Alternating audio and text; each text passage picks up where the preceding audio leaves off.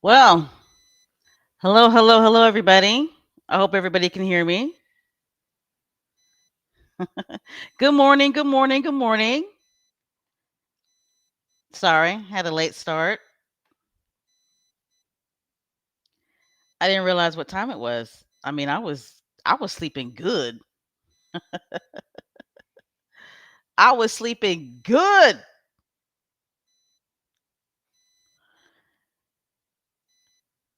Good morning, squatties. Welcome, welcome, welcome. Welcome to Success Talk. Those of you who are joining us this morning, welcome and thank you for being here. I am so grateful and happy that you are here.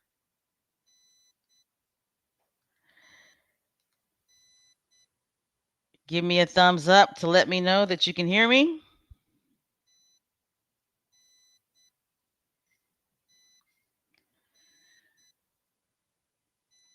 I'm using a different streaming service this morning, so I'm going to be just kind of playing around with stuff, seeing how this screen works. So right now I'm getting ready to play around. I'm using a different streaming service. All right. I think I like this screen. I think. Again, welcome, welcome, welcome, everybody. Welcome to my channel, Megan, Duchess of Advocacy channel here on YouTube. And we are going to do an edition of Sussex Talk. Yes, yes, yes, Sussex Talk. And I am your host, Special K Thoughts. Happy Sunday, everybody. Good morning, good morning, good morning. Where I'm at, it is the morning. It's almost 10:30 here. Where you're at, it could be earlier, especially if you're on the West Coast, these United States of America. It's what, 7:30? You can be in Canada, you can be in the UK. If you're in Canada, I believe that you're in the same time zone as myself. Um, Again, welcome everybody. It's good to be back. We did a quick impromptu live podcast yesterday, and that was a lot of fun for those of you who were able to join us. I decided to do it at the very, very last minute yesterday. So some of the things that I said yesterday, I may repeat this morning. Because you know how I do. I don't really repair,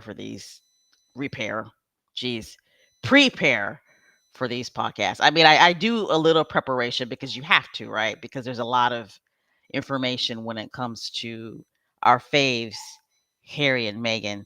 Hold on, let me get my Yorkie real quick.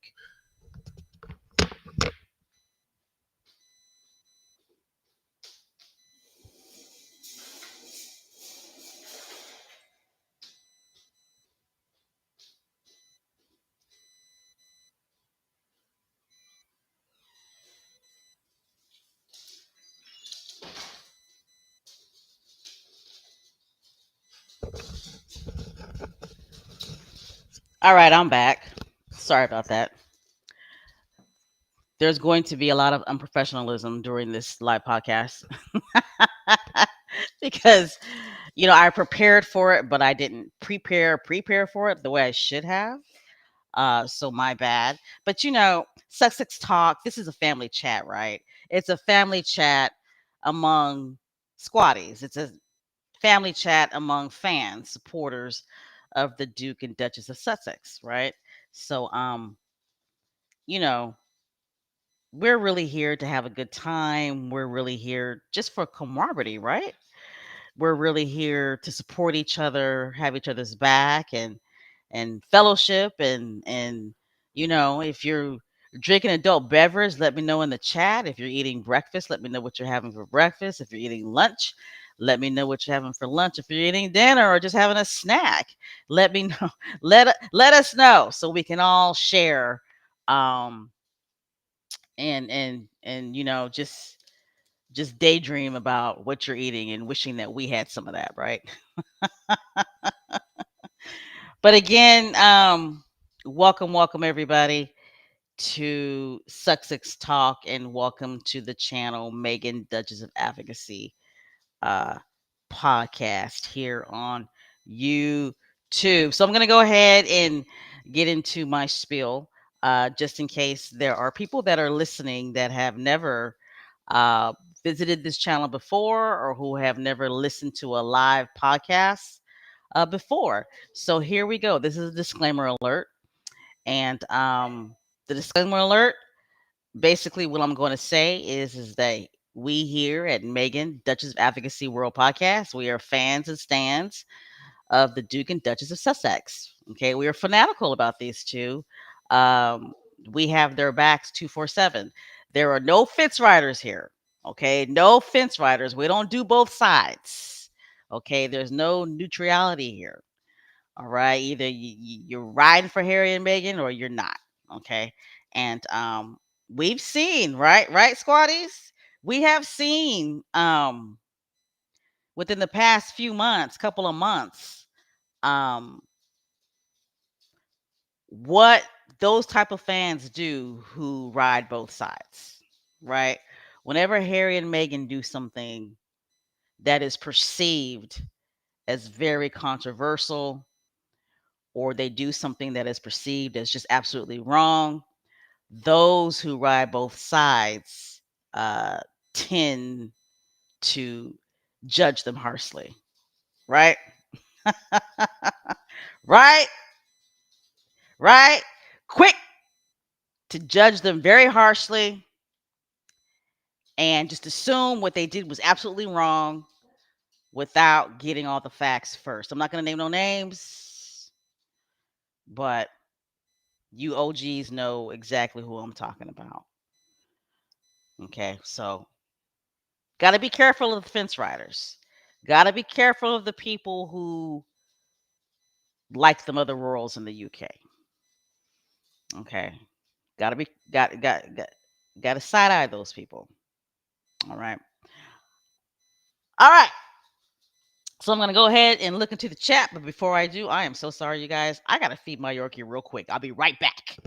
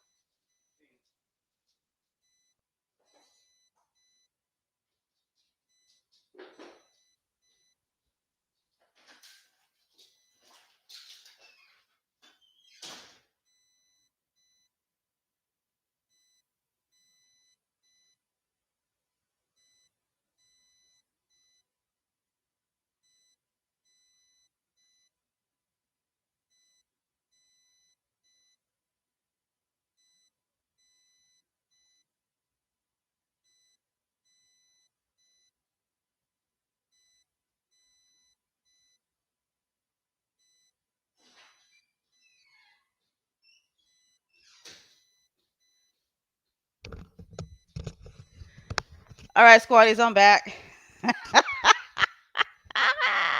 Like I said, the unprofessionalism in this live podcast is going to be extra. It's going to be extraordinary. But that's okay though. That's okay. All right.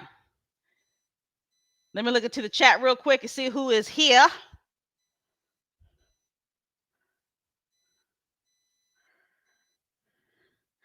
Miss Lydia, hello, hello, hello. Good morning, my friend.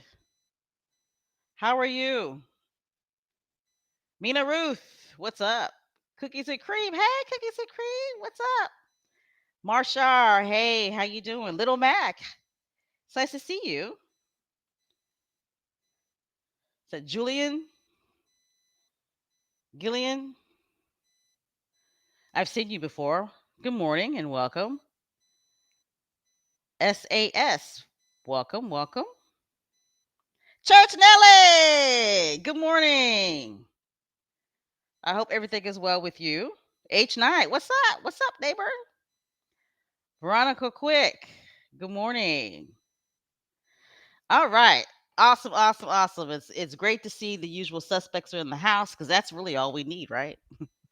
I shouldn't say that, but you got to give it up to the OG squatties, right? You got to give it up to the OG squatties. I think I was saying yesterday, I guess I consider myself an OG squatty. I've been part of the Success Squad since 2018, but there have been some who've been around since 2016.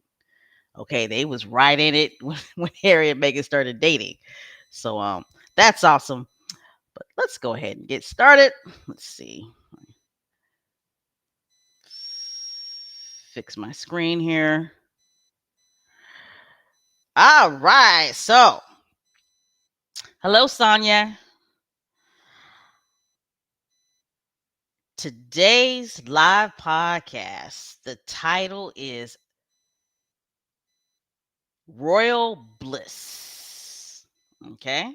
If you're looking on your smartphones or on your laptops or, your smart TV, you're looking on the screen and you're looking at this beautiful couple, right? Beautiful couple right here. All right. We just love these two. We love these two.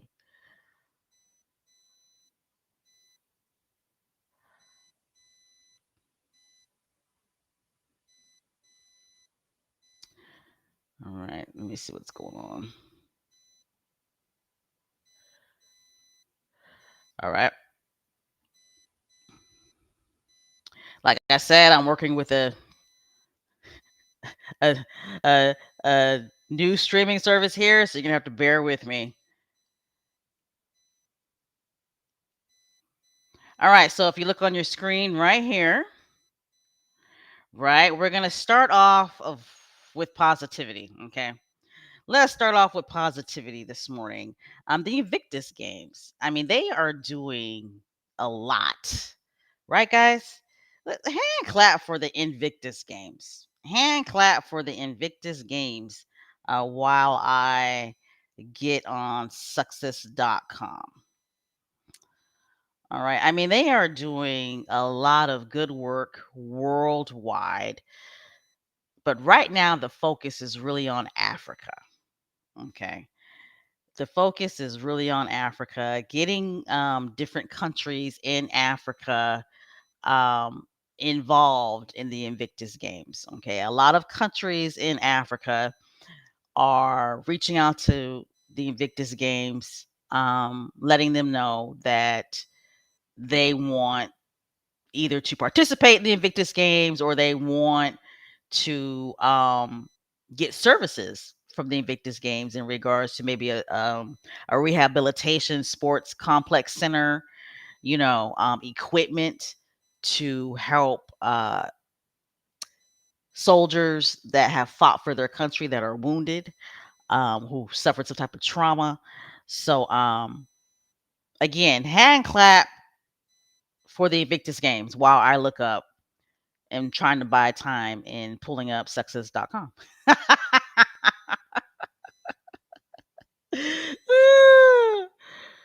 There's always a method to my madness, right? There's always a method to my madness. But let's see here. Let me go on my X page. Let's see if I can pull it up on my X page. But there's just been so much going on with Harry and Meghan that there's a lot of news that's being reported about them, and sometimes we focus like on the drama more than we should focus like on the real important stuff. You know what I'm saying? Like the real important stuff. Um, and I mean, there were a lot of squatties who were talking about this story in regards to the Invictus Games, but there should have been a lot more spotlight on it, in my opinion. That's just my humble opinion. And I'm guilty of it too. Sometimes I focus, way more so on the drama, than the important, the really true important work that Harry and Meghan are doing, not only within their own community, but you know, just throughout the world, period, right? I mean, again, this is a global couple. This is a global international couple.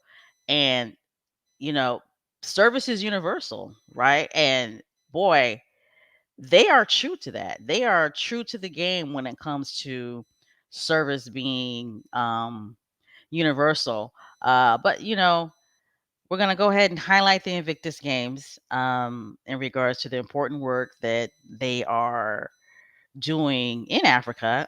They're doing a lot of outreach in Africa. And if you see the picture on your screen, um, once I pull up the story, I will go ahead and talk about it. Okay. So here we go. The Invictus Games Foundation, they were recently in Ghana. They sent out a delegation to Ghana, and they received a very warm and positive welcome. Okay, and the person that welcomed them was the Minister of Defense. I'm dare not even going to try to say his name, but he welcomed the delegation from the Invictus Games.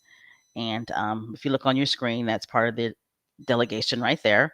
And it's good to see, that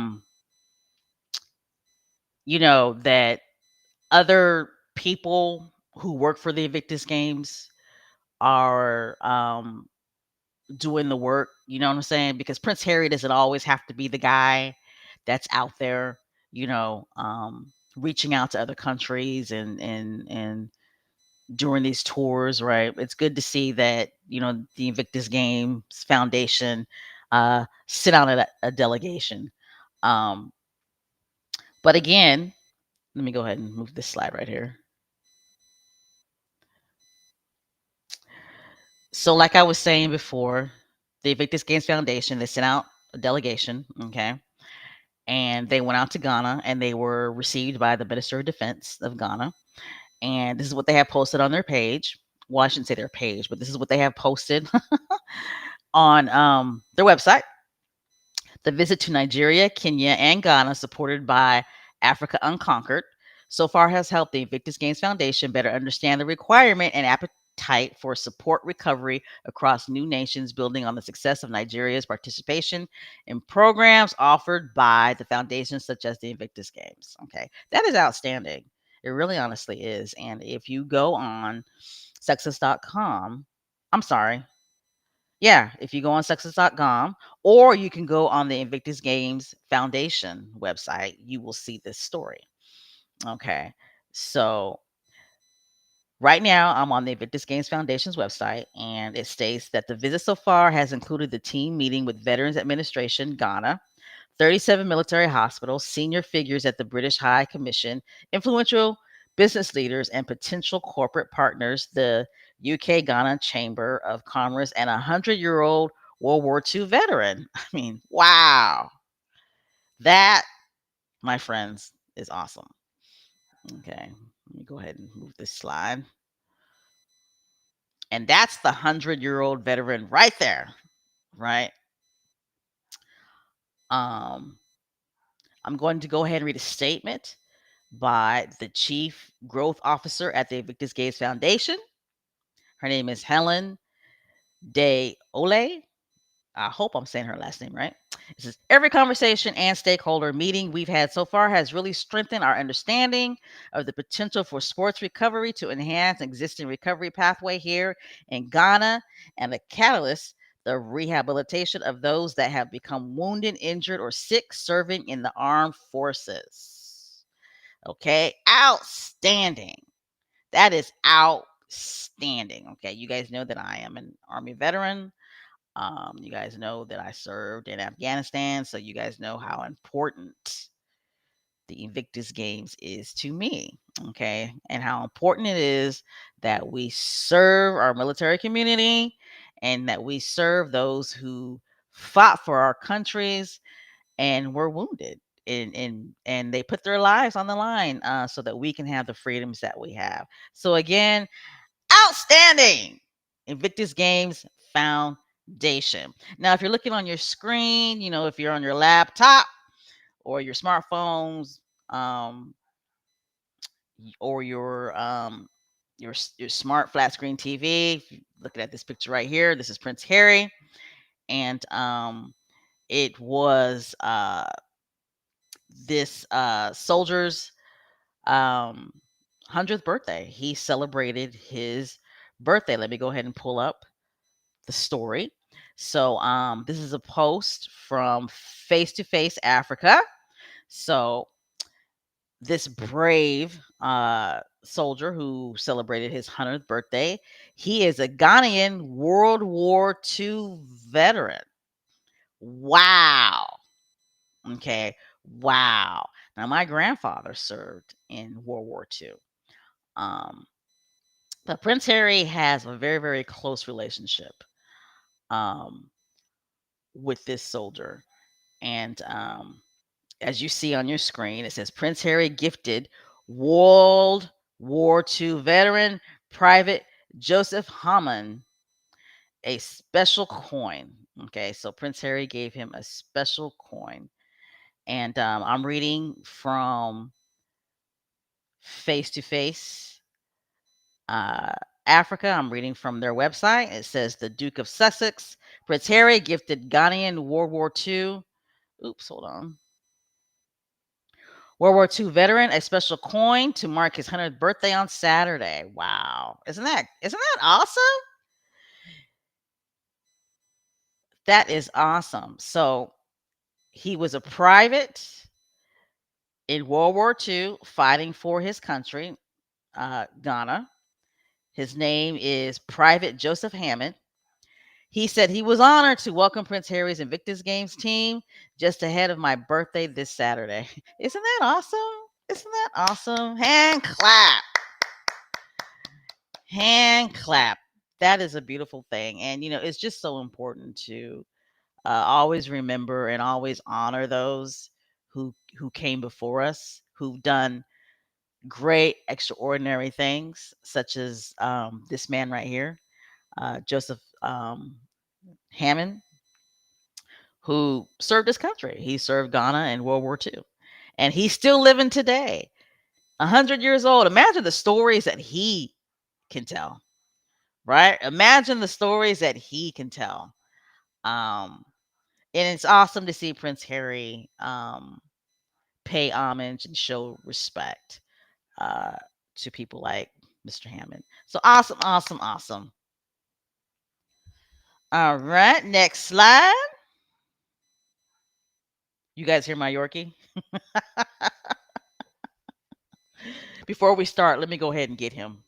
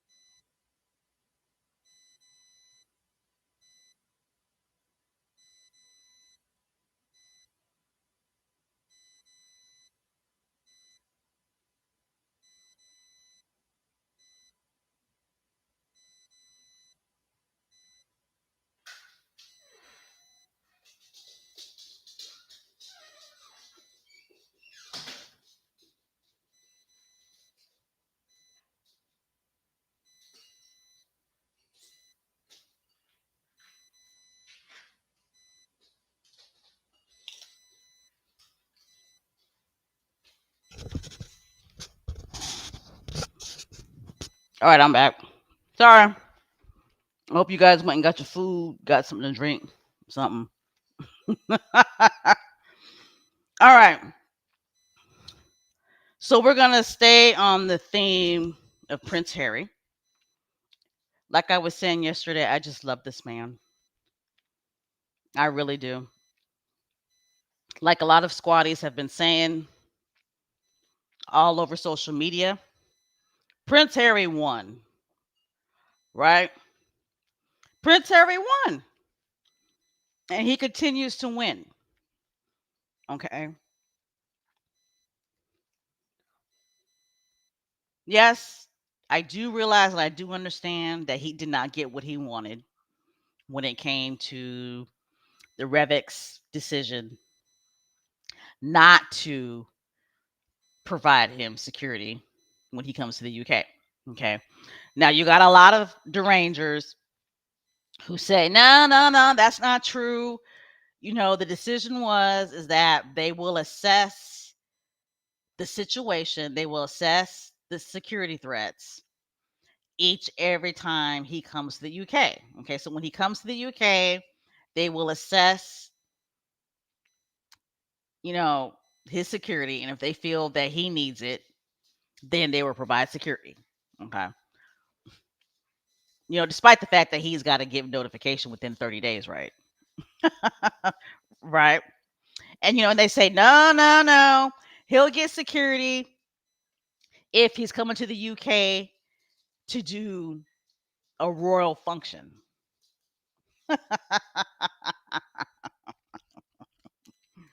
Wow. Okay. Okay. And speaking of speaking of the Invictus Games, we talked a little bit about this yesterday.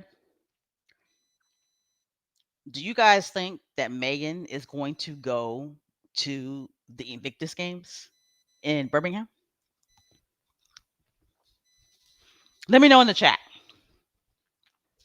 We talked a little bit about this yesterday, right? Do you guys think that Megan is going to go to the Invictus Games in Birmingham?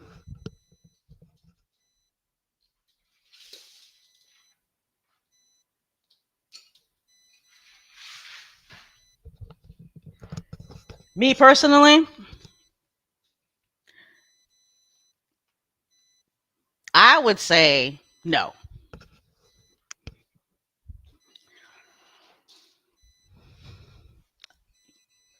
I would say no, just based on the way she's moving now, right? The way she's moving now, I would say no. I know she wants to be there for her husband. I know she wants to support the veterans, right? And she does a lot when she's there. I mean, she hosts the the wives or the spouses. She reads stories to the children. She does activities with the children. But I don't know, guys. I don't know. Let me know what you guys think in the chat. I'm looking now in the chat and I see people saying no, she's not.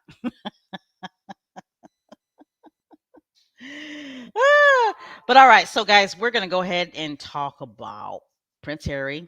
Well, we've already been talking about him, but we're going to continue to talk about Prince Harry. Doesn't he look good? Don't he look good? Mm. Hi, Lorna. You just joined the chat because I've been kind of all over the place anyway, so you know how I do. Um, but for those of you who are just now joining us, we started off this podcast by talking about the Invictus Games, um, mainly more so the Invictus Games Foundation and how they sent out a delegation to Ghana and how they've been reaching out to Nigeria and Kenya um, to you know provide services to those countries' wounded soldiers. And I think it's a wonderful, outstanding thing that the Invictus Games Foundation is really, really doing a lot of outreach to the continent of Africa and the different countries that are in Africa. So I think that's an outstanding thing. So now we're going to go ahead and talk about um, Prince Harry's recent court case in regards to his security in the UK. All right. So everybody's aware, I know you guys are, um, about the recent decision um, in regards to Prince Harry losing, his court case um, against the UK Homeland Security, um, who do not want to provide him royal protection when he comes to the UK. Um, Squaddies, Sex Squad have been paying very close attention to this court case. Yes, Prince Harry, he lost twice. He lost the first decision in the lower court, and he went ahead and appealed that decision, and he lost the appeal. There's some speculation, but not a lot of speculation. But there's some speculation that Prince Harry may take it to the Supreme Court, but I don't think he is. I don't. I don't think he is. I think he's done. I think, you know, like he stated, he's tired of fighting.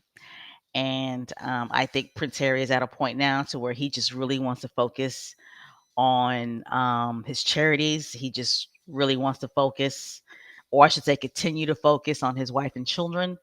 And he's just ready to move on, and you let the chips fall where they may, right? Right. And but he, even though he lost, he really won. Okay. Seriously, even though he lost, he won, guys. He won. And I know some people who were listening are probably just like, huh? Special K thoughts, what are you talking about? But no, no, no, no, no. Prince Harry won. Okay. And the reason why he won is because these two court cases, especially the appeal case, right? We were able to learn a lot of information surrounding his security and the decisions that were made as to why the royal household did not want Prince Harry to have security. Okay. And how they had an influence in the Ravik deciding that Prince Harry will not get royal protection when he's in the UK. Okay. We found out a lot of information. So that's why really he won. Okay. Because the public knows now. Okay. The public knows now. All right. And what I say and what I mean when I say a lot of information, I'm talking about there was just a lot of discovery that was broadcasted around the world that people were not aware of. Okay. And when that information was released to the world, people were just like, huh? What? Really? Right. And a lot of this information that was released around the world because of this court case, people were just like, oh, okay.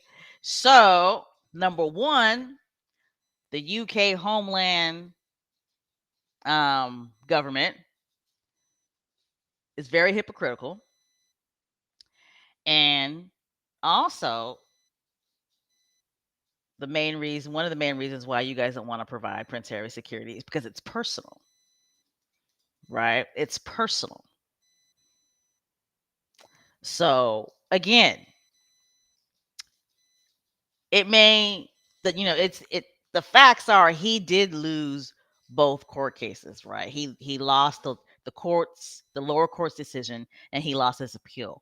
But Prince Harry, he actually won, because it was discovered that one of the reasons why the Ravik um, committee stated that one of the reasons why they said that Prince Harry no longer requires the security is because he's no longer in service to the crown, right? That was one of the reasons why that they gave, right?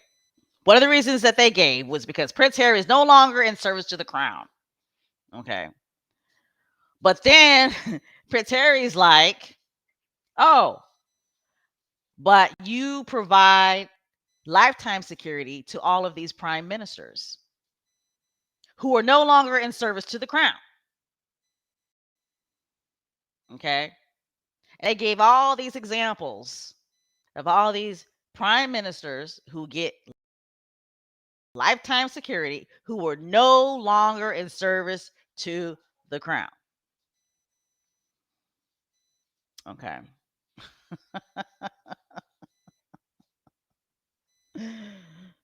I mean, that's like bam, egg in your face. Okay. And I think one of the most telling things that was reported or discovered, during the appeals court case was that, you know, Prince Harry found out that not only household, you know, advocate that he no longer gets security, but they were also contacting different governments throughout the world, signaling for them not to protect Prince Harry and his family. I mean, that's wild, right? That is wild, guys. That is so evil and demonted. I mean, I was floored when I heard that, but then literally 2 minutes later, I was not surprised. I was not surprised. Okay. Now, who does the royal household represent? Who does the royal household represent? Seriously, who does the royal household represent? Whose views, requests, and wants does the royal household represent? Who is the royal household advocating for?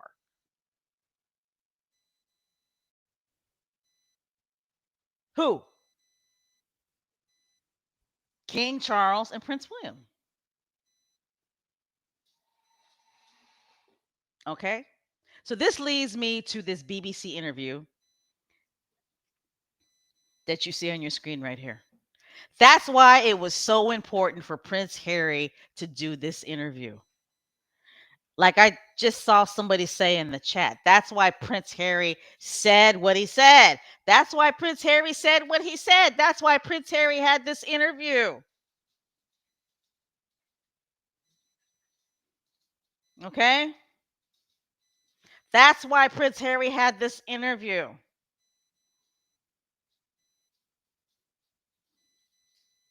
When Prince Harry said that, that shook the world. The world shook. The world paused. Everybody's heart paused. Good morning, Lottie. Angela. Angela.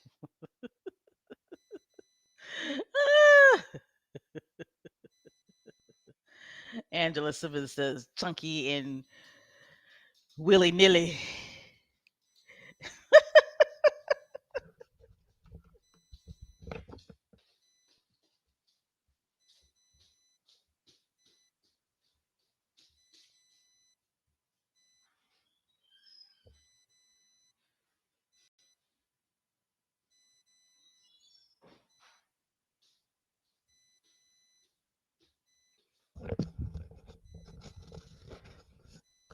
Sorry. I had to put some water in my Yorkie's dish. My Yorkie is going to be the star of this live podcast. I'm telling you. All right.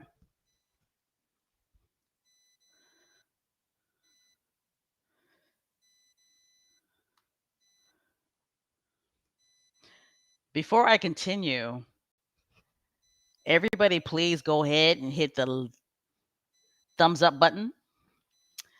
And if you are not a subscriber and you like what you hear so far, go ahead and hit the subscribe button as well. Okay.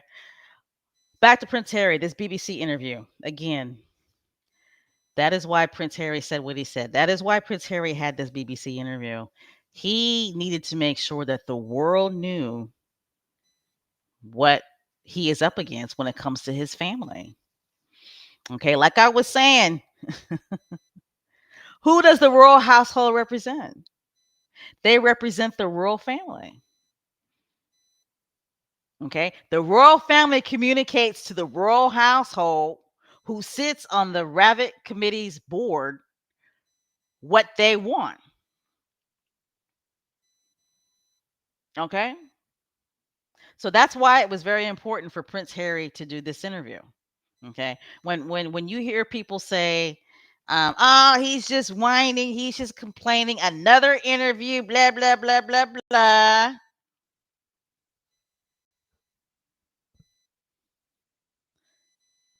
They don't want him to say anything because they know whatever's coming out his mouth is going to make the royal family look bad, but it's factual what's coming out his mouth. It's factual. It's factual what's coming out his mouth. Okay. And when he said, yes, there are people who want history to repeat himself, there are royal household members who sat on that committee, making decisions about his security. They want history to repeat itself. And when he was asked, are you going to say the names of those people? He basically said, not right now, but I plan on to. I think that's what he said. I don't want to put words in his mouth.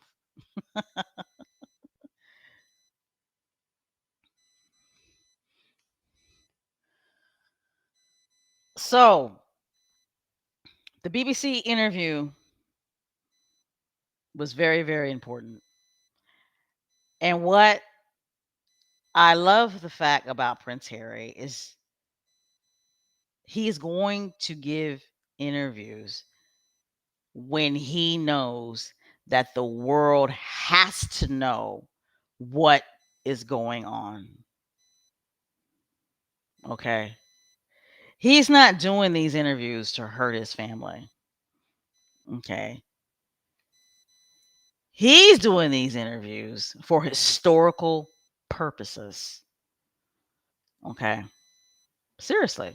He's doing these interviews for historical purposes, and he's doing these interviews to protect himself and his family. Because now that it's out there, if something happens, people will look at this interview and be like, damn it, he was right. Damn it, Prince Harry tried to tell us. Damn it, Prince Harry told us that his family was that ruthless. So here are some posts that I saw on X, which are spot on. They are spot on when it comes to how people really viewed this court case, how people really viewed Prince Harry's interview, and what people got and what will stick with people in regards to what Prince Harry said in this interview and the reasons why Prince Harry sued the government to get security.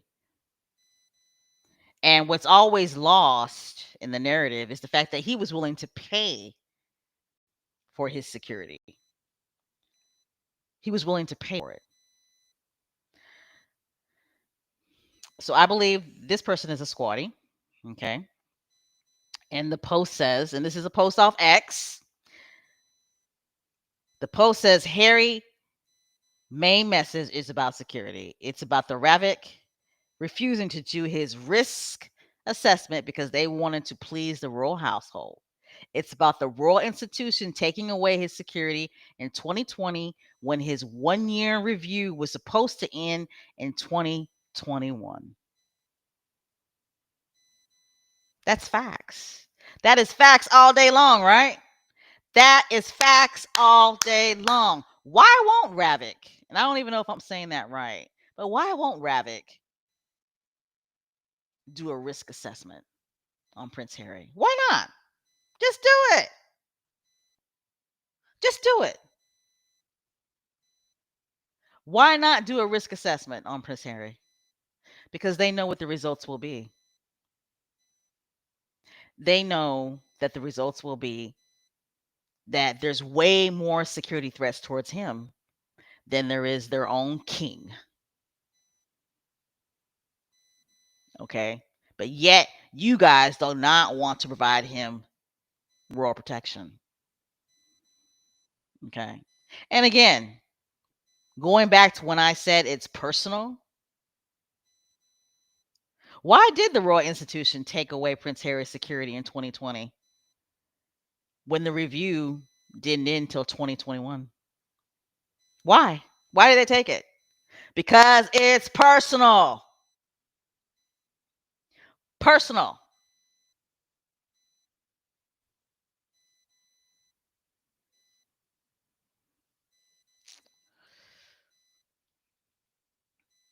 All right. This is another squatty. Um, Anne Boleyn, royal expert.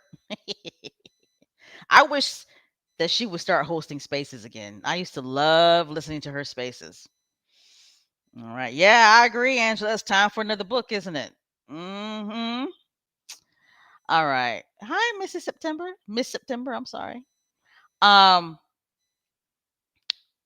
Anne Boleyn, I got this post off of X, says, I think a lot of people are missing something crucial here. Meghan and Harry have gone public as a way to ensure that they don't get murdered quietly and easily. They don't want kind words or at gorgeous funerals. They want to live and actually enjoy their lives.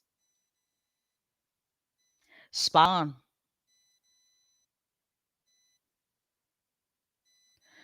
This is from me, Megan, Duchess of Advocacy.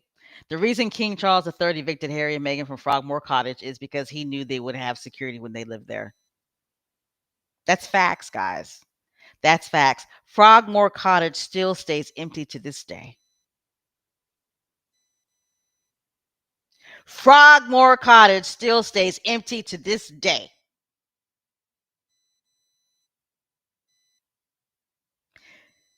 Corrupt Chuck, King Corrupt, he knew that if Harry and Meghan keeps Frogmore Cottage, they would get royal security.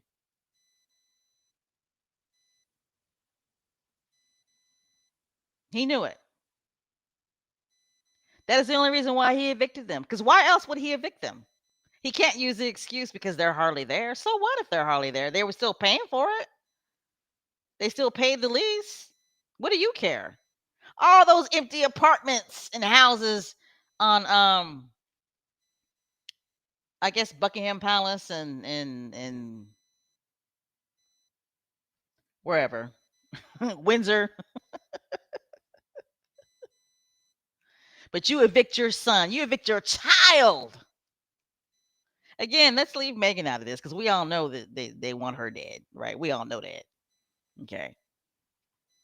But you evict your son and your grandchildren, and you do it in the most bitch ass, punk ass way. You wait till your mother dies, knowing good darn well that your mother gave your son Frogmore Cottage as a gift, right?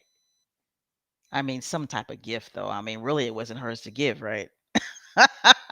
And they still were paying rent, right? But anyway, that's like slapping lipstick on a pig right there. But anyway, you wait till mommy dies and then you evict your son and your grandchildren from their home.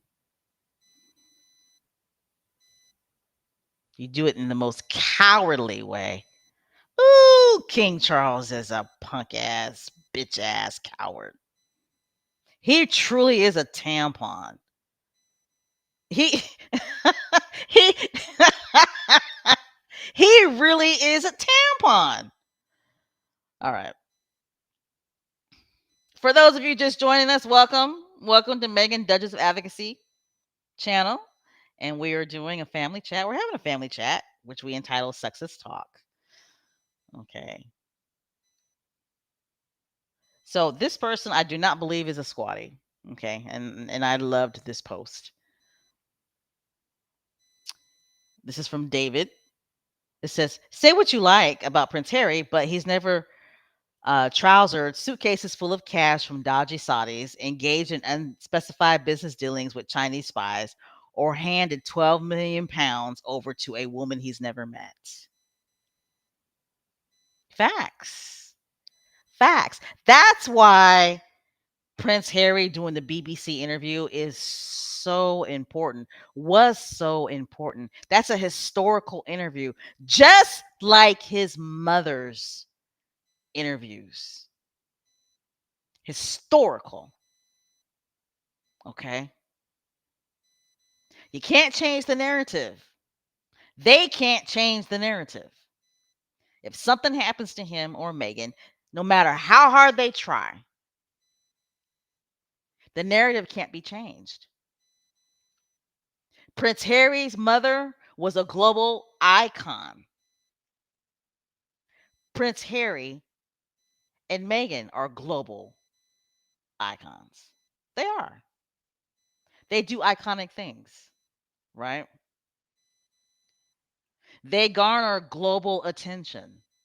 No matter what they do, it's going to hit the news internationally, it's going to hit the news globally. The BBC interview is snap, stamped in the law books. It's not going nowhere. They can't erase it.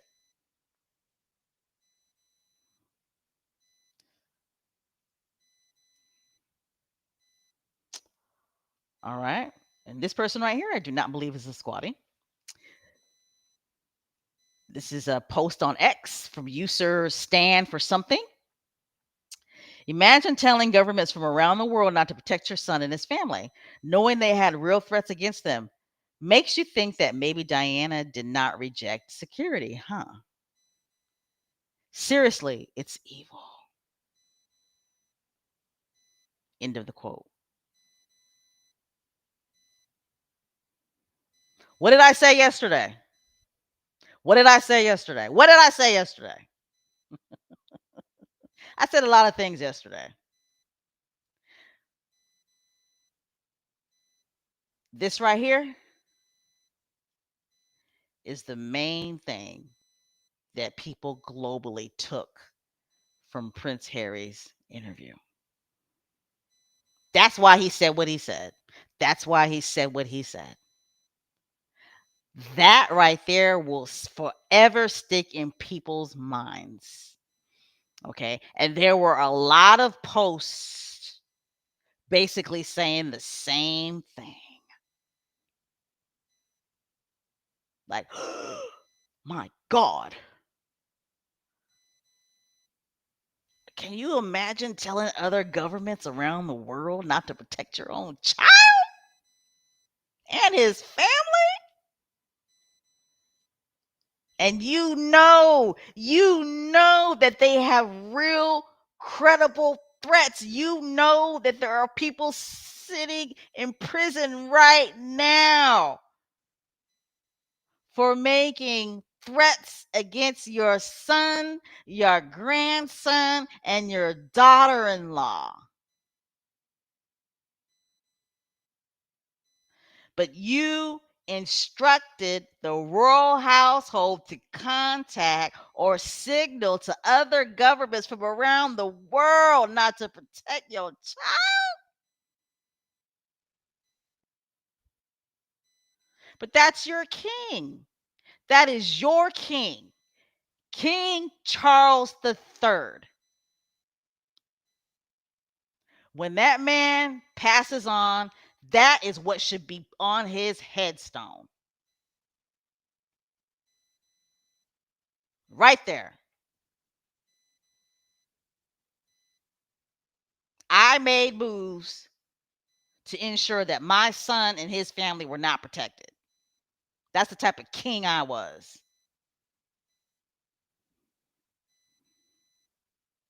Mm, mm, mm,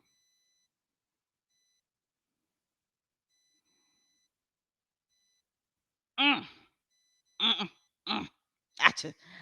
I can't. Oh Jesus.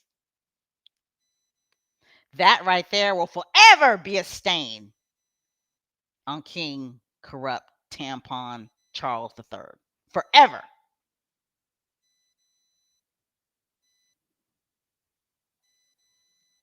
The royal reporters and royal commentators, they are stumbling and fumbling with this right here. They are stumbling and fumbling with that.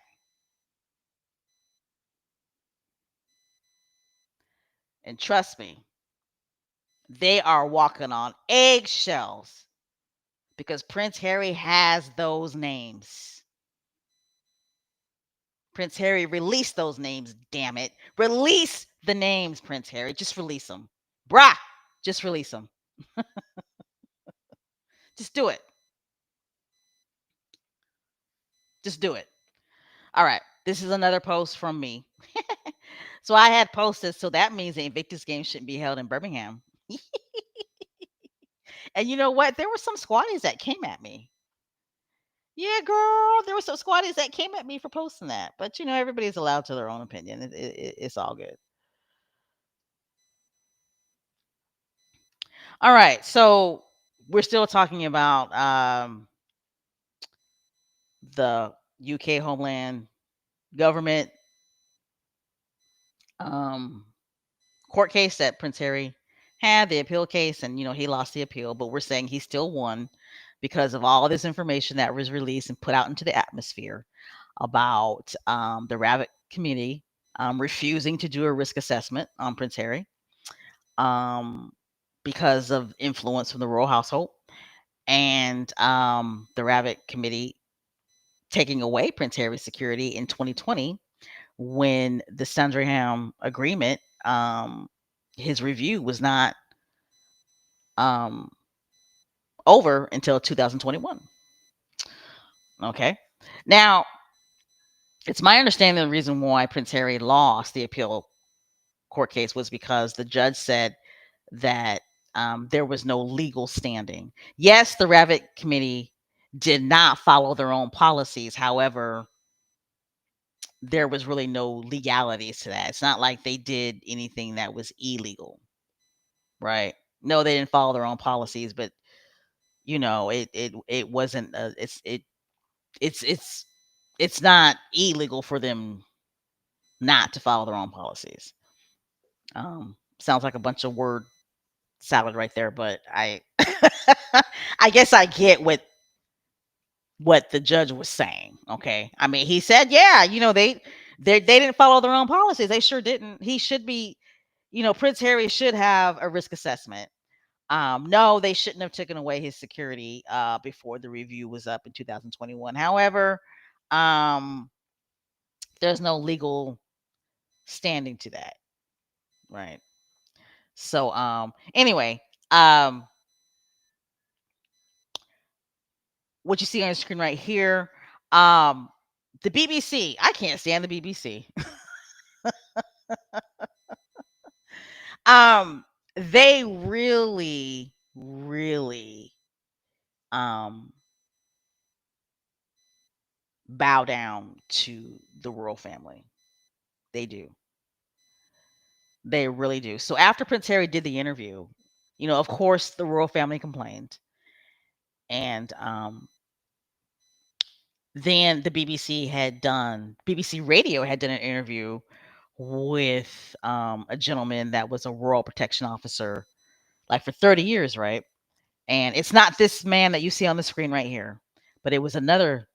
guy, and he let it be known that the decision is absolutely wrong, and that Prince Harry should get royal protection. Okay, and that interview was done on BBC Radio. So the royal family complained. They complained about Prince Harry's BBC interview, and they complained about the ex royal protection officer's interview on BBC Radio. Their main complaints were that they weren't challenged, which cracks me up. Like, whenever the royal family gives interviews, are they ever challenged? Like, really? And also they were mad at BBC because they did not put, I guess, a statement out in regards to the royal family statement or just whatever. Um, and the BBC actually apologized to the royal family. All I could do was laugh and shake my head. Like, really, BBC? Like, really? But it goes to show you Prince Harry's point, right? Which is there is an unethical relationship between the royal family and the British press. Okay. BBC didn't have to apologize for nothing, right?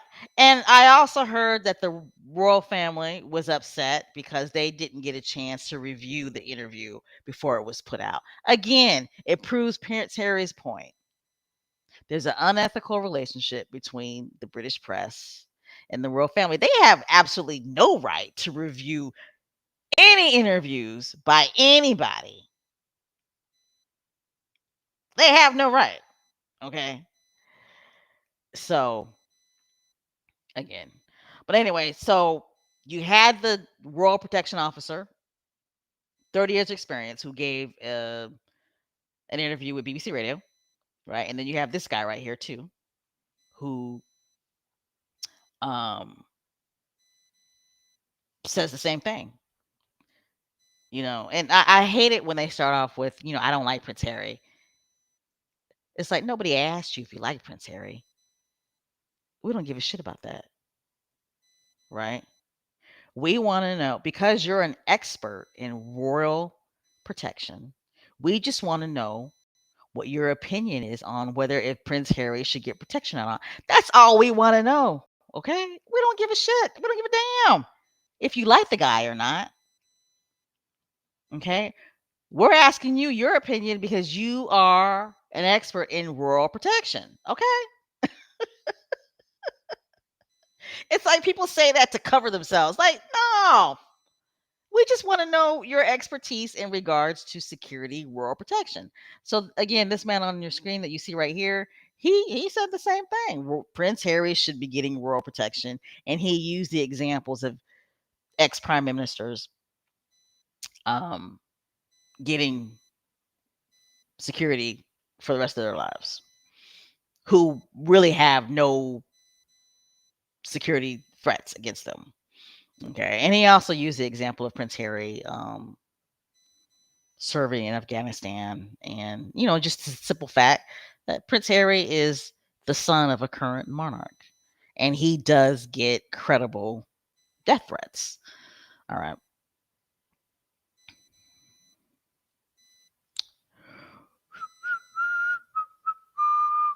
All right. Next slide.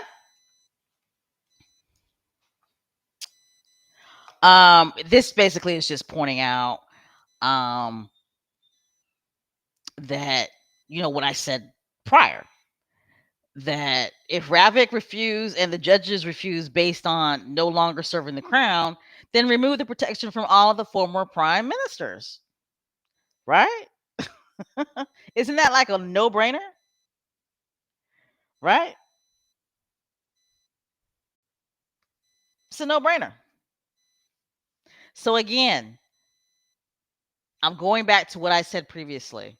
Yes, Prince Harry lost both court cases. He lost the lower court's decision and he lost his appeals case. However, he won.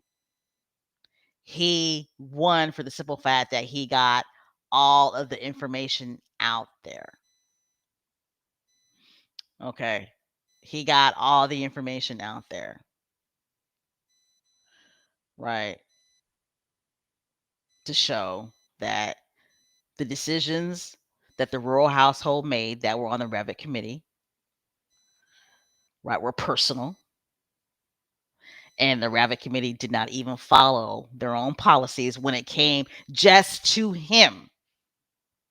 Everybody else they want to give risk assessments to, but not Prince Harry. Okay, that says a lot. Okay, that says a lot. How can one not come to the conclusion that they want Prince Harry harmed or dead?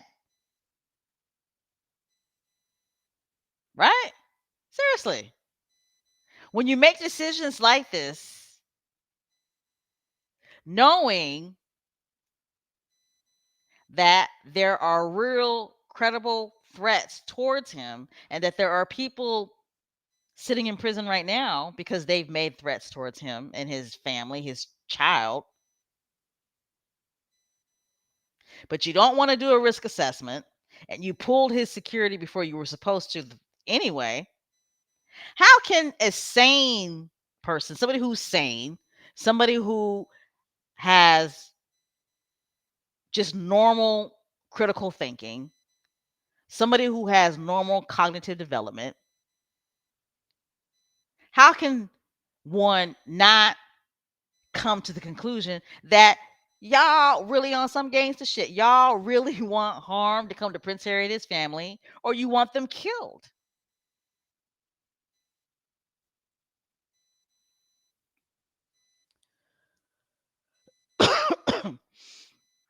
All right.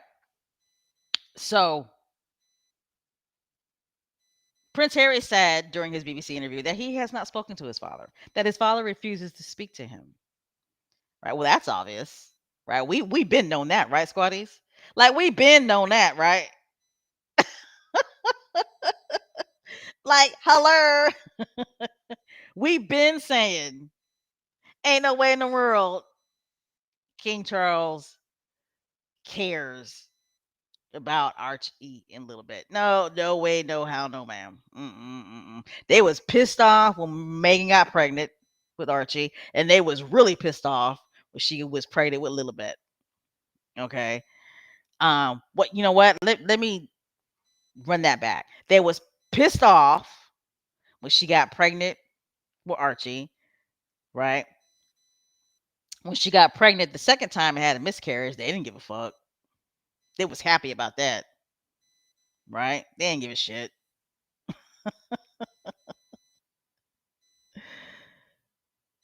They didn't care. I guarantee you that nobody reached out to Megan. I guarantee it. Megan's just not saying anything. But I guarantee it when Megan had the miscarriage, they didn't care. They didn't give a shit. They probably breathed a sigh of relief. Okay. When she got pregnant the third time with Lily, they was pissed off. I guarantee you nobody reached out to them and said congratulations. I guarantee it. Didn't happen. Okay.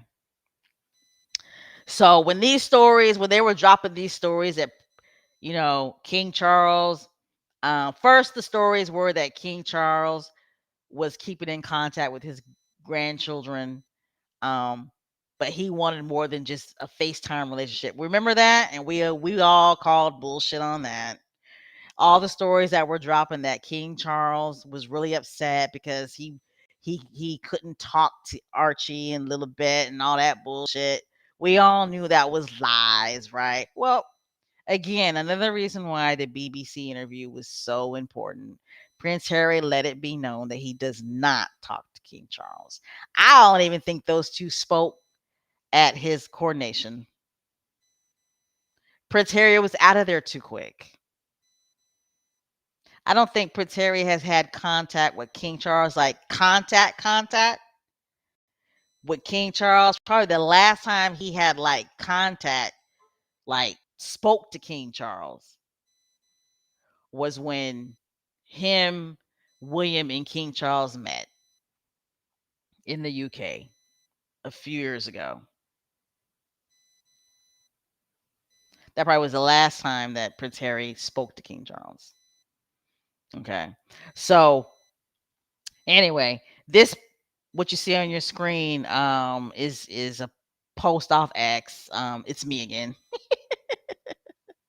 So royal biographer Ingrid Seward, she had written this. She had given an interview to somebody, um, stating that, you know, King Charles, he's eager to have a deeper relationship with Archie and Lilibeth.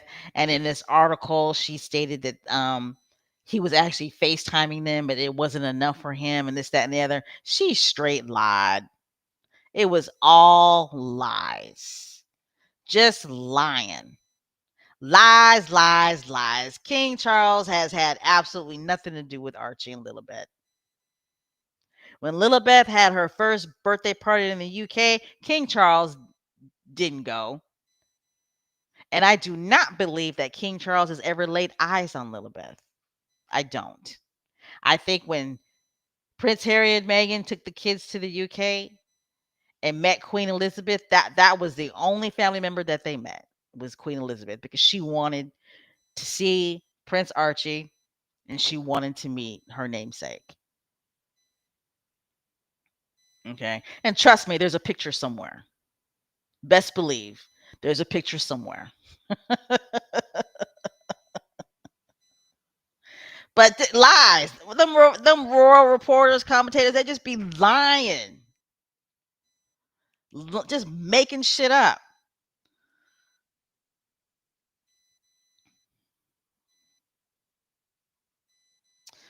All right. And speaking of King Tampon,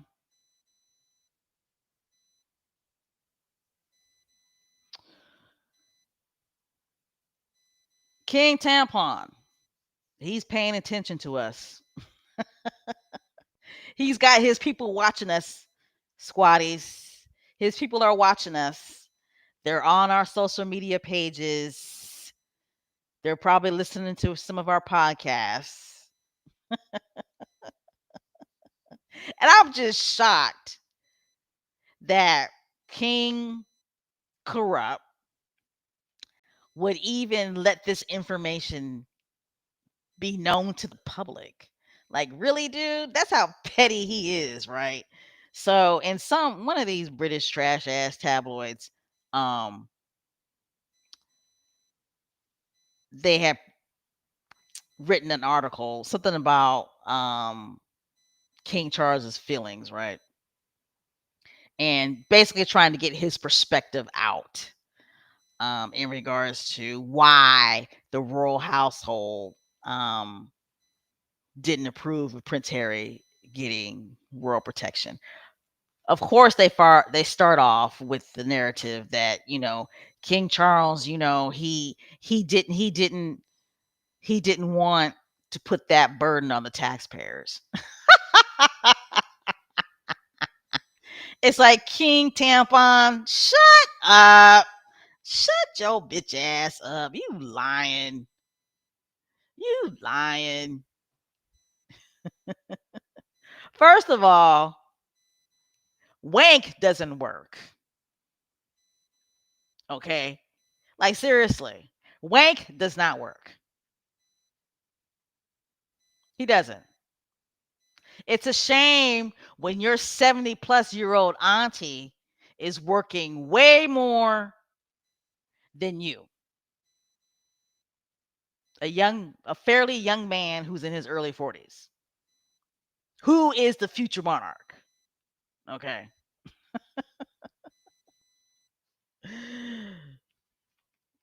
But yeah, in this article, I don't know which British trash ass tabloid this article was in, but you know, here we go with the insider crap, right? An insider close to King Charles said, that he was frustrated and upset with his son. Um, he didn't want to put the burden on the taxpayers, right? And then sources close to the king. Oh, it was the son. I'm sorry. So it was the son. Okay. Keep in mind the reason why the son goes in so hard on Prince Harry and Meghan is because they have a very, very close relationship with King Charles and Rottweiler. Okay, aka Queen Camilla. They have a very close relationship with those guys. Okay. They have a closer the son has a closer relationship to King Charles and Queen Rottweiler than the Daily Mail does. Okay. So that's why the son goes in so hard on Prince Harry and Meghan. Okay. I don't watch their YouTube channel, but somebody was telling me in the squad that their YouTube channel, I'm talking about the Sun's YouTube Royal channel, every episode includes Prince Harry and Meghan. Every episode, right? And the headline is always something about Prince Harry and Meghan. Okay. So it's just interesting to me because it's like if y'all really, really, truly, honestly love the royal family the way you say you love the royal family, I don't even understand why they report on Prince Harry and Meghan. I don't. Don't talk about them. Just focus on your royal family. Well, the reason I shouldn't say I don't understand why. I do understand why. The reason why they have to include Prince Harry and Meghan in everything is because Prince Harry and Meghan are the ones that everybody's interested in. Whether if it's good or bad, it doesn't matter. It makes them money, right? But anyway, back to King Charles III. Right. So here it says moments before the broadcast, sources close to the king told the son of Charles's frustration that Harry's supporters suggested his father doesn't care about his family. Insiders also suggest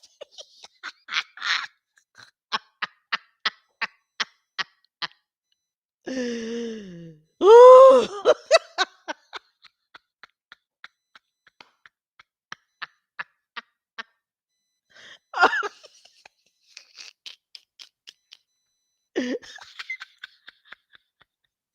I'm sorry.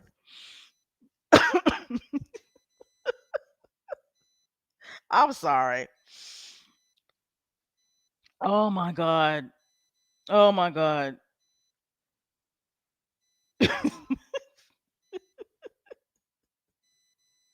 That is just so funny to me. Oh my god.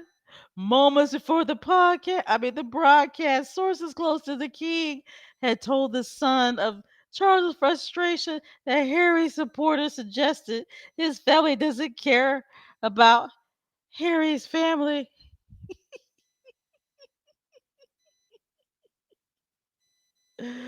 Wow. See how we have impact, Success Squad. See our impact. See our influence. That's why they gun for us. That's why they write articles about us. Because they know we have influence. Because they know if we feel that way and we're very passionate in the way that we feel and we express our passion through our engagement in social media, our influence, it tends to influence others outside of the Success Squad. And you see it. You see it. You see it in different posts from people outside the Success Squad. I just gave you guys examples of people posting on X saying, they cannot even imagine a father contacting other governments not to protect his son and his family.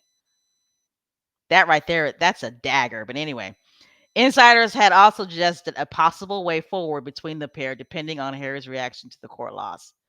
Okay, this right here. Insiders had also suggested a possible way forward between the pair, depending on Harry's reaction to the court loss. Again, again, right? What they're doing is they're weaponizing King Charles against Harry. Okay. Making it seem like the reason King Charles can have a relationship with Harry is because it's Harry. It's Harry's fault. Everything is Harry's fault. Everything is Meghan's fault. Right? Depending on Harry's reaction to the court loss. How the fuck do you think Harry's reaction is going to be to the court loss? How is he supposed to react to the court loss about his security? What is he supposed to be like happy about it? Is he supposed to be like, well, okay, oh well. That is that man's life. That is that man's life and his family's life. How is he supposed to react to the court loss? These people are unbelievable. They really honestly are. I can't. I I can't. I can't. How is Prince Harry supposed to react to the court loss? Like he's what? He's supposed to be nonchalant about it? Yeah, next slide. But you know what? When it's all said and done,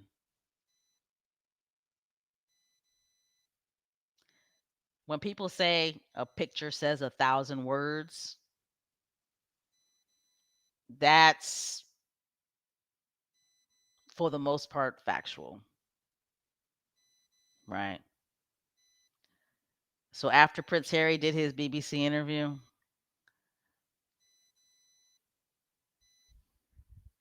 Meghan waited a little while, right?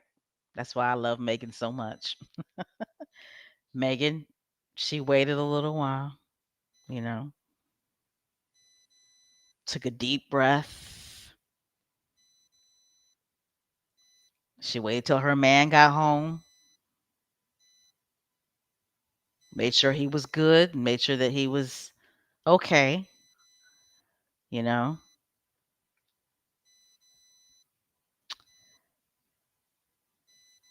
And then she posts this picture, signaling to the world that, hey, we gonna be all right. My man and my children, our children, they gonna be all right. It's a powerful post right here. There's no words to this post. Now, this right here is what you call soft power. Okay.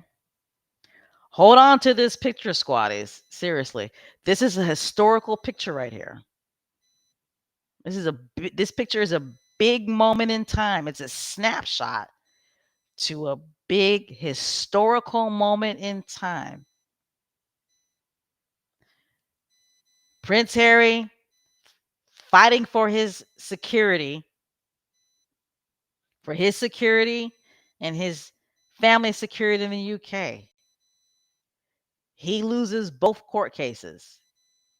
He does the BBC interview.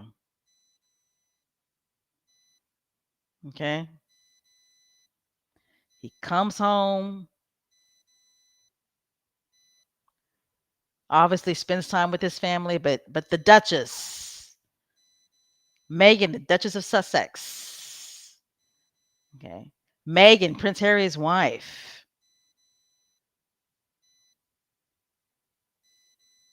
She doesn't make a statement. verbally, but she sure made a statement with this picture right here. The game is checkers. I'm sorry. The game is chess, not checkers. Okay. Checkmate right there. Okay. Sailing to the world. Hey, we're going to be all right. We're going to be okay. Because at the end of the day, I'm grateful for my husband and I'm grateful for my children.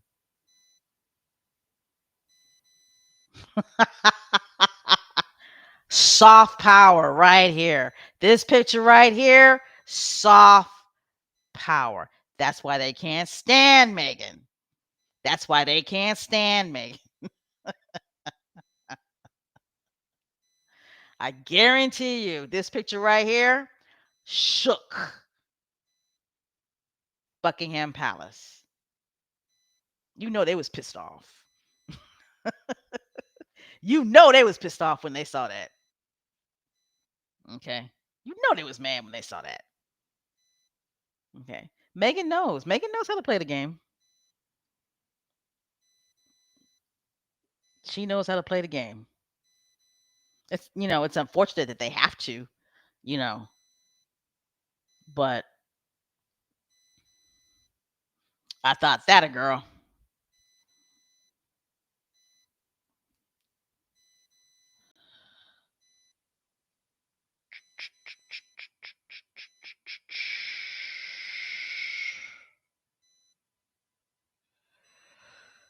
All right.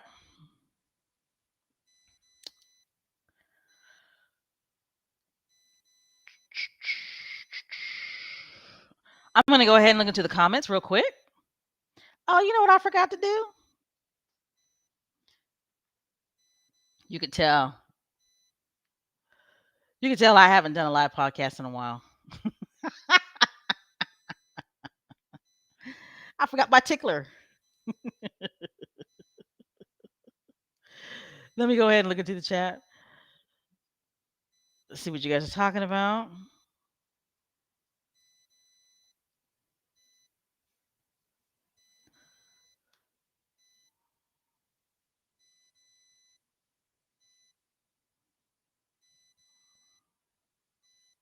Oh, I forgot about that. Yeah. So, Mrs. Clutch Sussex says royal family was angry because something called stitch up. That's right. He did say it was a stitch up. He sure did. That Harry and that royal protection guy said, which means that they all concluded together to take Harry's protection away. Yeah. Yeah. That's why the royal family was so pissed off at the royal protection guy that did the interview with the BBC radio. They did cite that they kept on referring to the fact that Prince Harry said that it was a stitch up, right? Which it was, and the expert retired royal protection officer agreed that it was a stitch up. They all concluded together.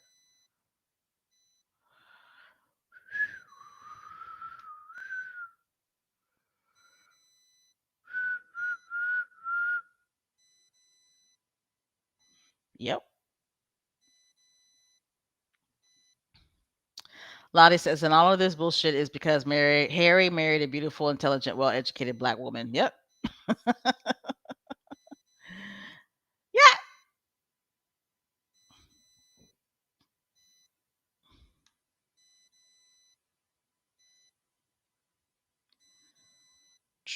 I'm still reading the comments. So Marshar says, I believe the BBC knew the royal family would complain about Harry's interview and released it anyway. Them apologizing to them means nothing because the horse was already let out the barn. They want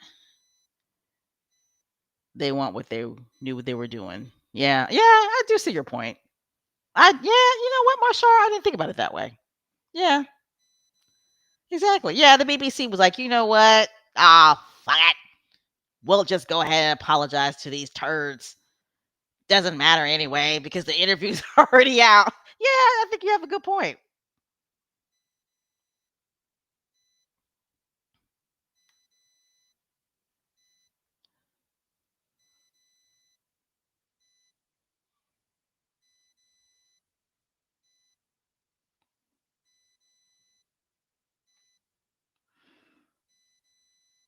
We gonna be all right. Now that song stuck in my head.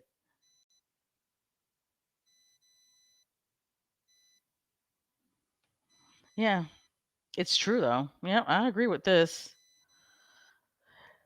Mina Ruth says if Petty Charles really wanted to talk or see his grandkids, he would have flown out to California or do Zoom calls with them. Right. I mean, Queen Elizabeth did, right? The grandmother did, and then the grandfather did Zoom calls with them. Um, King Charles does not care about Prince Harry's kids. He just doesn't. Um,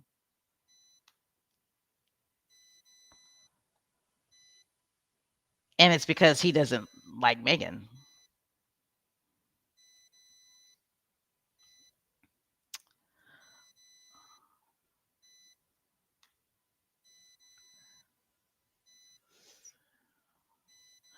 All right. Miss Joyce says Harry found out a lot about who was responsible for placing his wife and children's life in danger. As Harry said, he knows who sanctioned it. Yeah. And I hope and pray he releases those names. Just like I hope and pray, which she probably won't do it because I really believe that Megan's trying to move on or has moved on. But I wish somebody would release those emails when Megan was trying to get mental health help. I wish somebody would release those emails. Because you know somebody has them. I wish somebody just released the emails when Megan contacted human resources asking for help and somebody replied that it would make them War family look bad. Man, man. Shh. Anyway,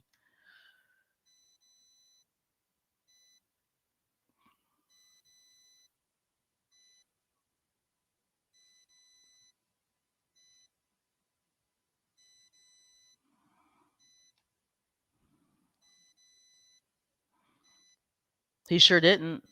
Yeah, Chuck didn't even acknowledge Archie's birthday. Mm-mm.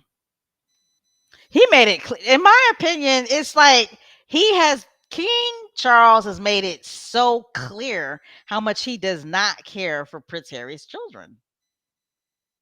He had his coronation on his grandson's birthday. Like, really, dude? Really? He really trying to really erase his grandson. He doesn't care about Archie. Mm-mm. I don't think he cares about William's kids either. I don't. He may care about King George just because. No, I'm sorry, King George. He may care about Prince George because he's the firstborn. You know, but I mean, think about it. You don't hear royal reporters or royal commentators talk about King Charles spending time with Prince William's children. You don't hear stories about that. This past Easter, I mean, I was dying. I was laughing so hard. Like King Charles, like he went to um church Easter morning with none of his family except for his wife and his nasty dance brother. I mean, like, does this man not think about stuff like that? No, I guess he doesn't. Special K thoughts? What? That's a dumb question. No, he doesn't. But to me, that didn't look good at all. And I'm pretty sure there were a lot of people in the UK who who zoomed in on the same thing that I zoomed in on. Here's a reigning monarch who is the head of the Church of England, and he went to church. None of his kids went to church with him, and none of his grandchildren went to church with him. Love it for him. Love it for him. Oh, sorry, sucker. All right, moving on. Moving on. Right. So, did you guys catch this? I'm pretty sure you did.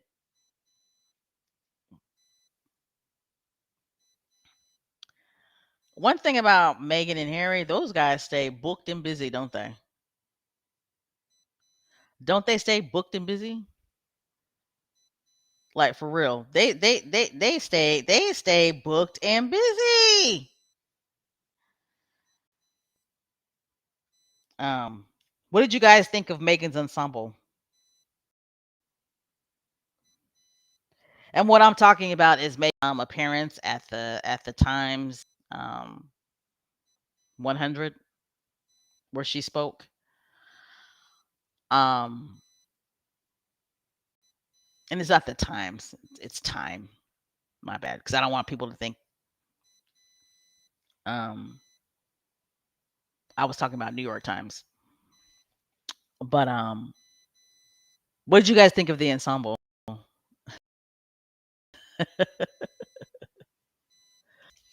The she likes the baggy pants look, doesn't she? Yeah, she likes that look. Um to be honest, I really didn't care for the ensemble. I didn't. I didn't really care for it. Um maybe if her hair was up, maybe. I don't know. I me personally I thought it was a miss. But Megan, Duchess of Sussex, gets candid about life as a working mom, including how she hopes to make it back home before Archie loses his tooth. I can't believe our nephew about to lose his first tooth. But I love listening to Megan, Duchess of Sussex, talk. I love listening to her speak. I think she speaks very eloquently, and she's an elegant speaker, right? She just is. Some people just have that gift. Some people just have that talent, and I don't know if it's because of the tone of her voice, um, but I love to listen to her speak, and I love her speeches, and I can't wait till Megan does like a speech, right? Like a speech. Whether if she's speaking, doing a speech where she wrote it, or if she's doing something off the cuff. Um,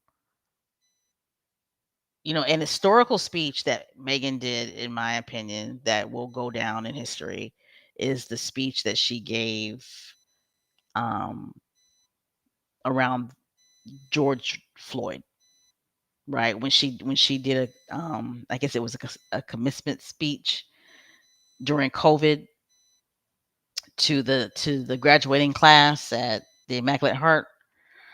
Um, that was one of her best speeches ever in life ever. But yeah, just let me know what you thought about Megan's ensemble. And it just goes to show that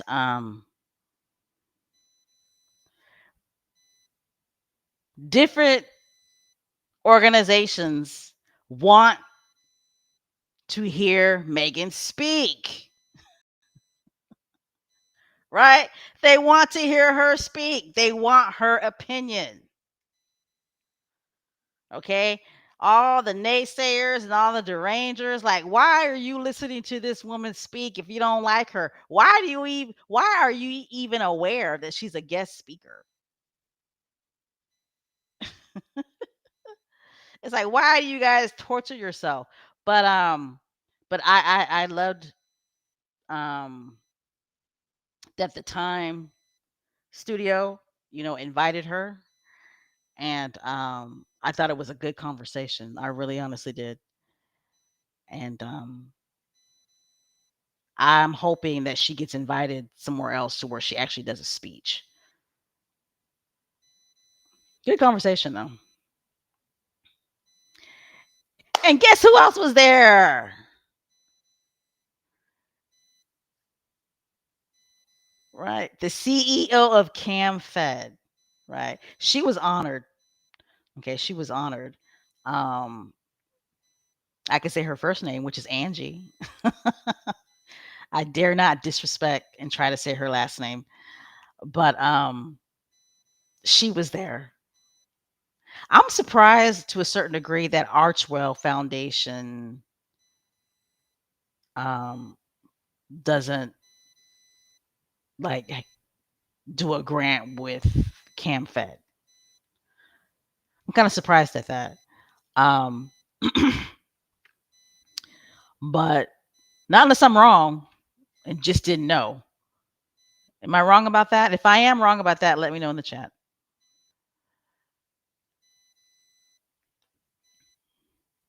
But excuse me. I was glad to see Prince Harry and Meghan speak with the CEO of CamFed. Squatties, we all know the historical fundraising that we did for CamFed. I would actually like us to do it again. Um, I am a monthly donor donor to CamFed. I actually have an account set up to where um, I do a donation to CamFed every month. Um, it just made me feel so good to know that I was actually having an impact um, on, you know, young ladies or young women or young girls um, in another country who did not have the same access to resources that I have or that I had as a young girl, little girl, teenager, young woman growing up here in the United States of America. So, I still very much engage with CamFed. They send me newsletters every month. They send me um, updates on some of the young women that have benefited from my donations. And I just love CamFed. I do. I just love CamFed. And I was just so happy to see that the CEO uh, was there, and that Harry and Meghan, were able to talk to her. Does Archwell support? I'm starting to lose my voice. Yeah, I wasn't sure. Um, but anyway, I love CamFed. They will always be near and dear to my heart, and um, I think they have an excellent program. While we're speaking about CamFed, I really did not want to bring this up, but I'm gonna go ahead and bring this up. Sintabale. Sintabale. A lot's been going on with Sintabale ever since Prince Harry and Prince is it Ciso? Uh stepped down as patrons. Okay. We all know that devil um had appointed a whole new um board, and ever since she did that, Sintabale has just gone down. I heard the last news I heard was that um, the board that Sophie had appointed, I think it was 7 members or 8 members. Like now there's only 2 members left. Like people are dropping like flies and donations have gone down. Now there really are no donations and that Bali has had to lay a lot of workers off. That's a damn shame. That is a damn shame. That's horrible. Think about all of those children and all those families that were getting services from Bali who are no longer getting services because of Sophie. I mean, I that's horrible. Hopefully, the Bali situation can hurry up and be rectified, and it can be put back in the proper hands. The previous board members that quit can be reinstated, and Prince Harry and the other prince can get back into their rightful positions as patrons, so Bali can be saved. I mean, it's just horrible. Put in the chat. Do you guys think the royal family paid Sophie to do this? I mean, I just don't understand what she thought she was going to get out of this because her reputation is ruined. Did things just not go her way? Like the way obviously they had this immaculate plan and it didn't happen. It didn't come into fruition. Like it's just horrible what has happened to Centabali, just horrible. But all right.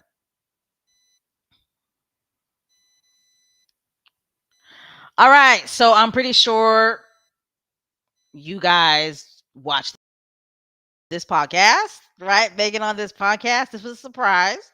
We did not see this coming, right? We did not see this coming. But, Megan did an interview with Jamie Kern Lima. And I mean the interview was viral. I mean, just bam. And see, this is what I mean by these two, right? Whatever they do, it makes global news, global international news.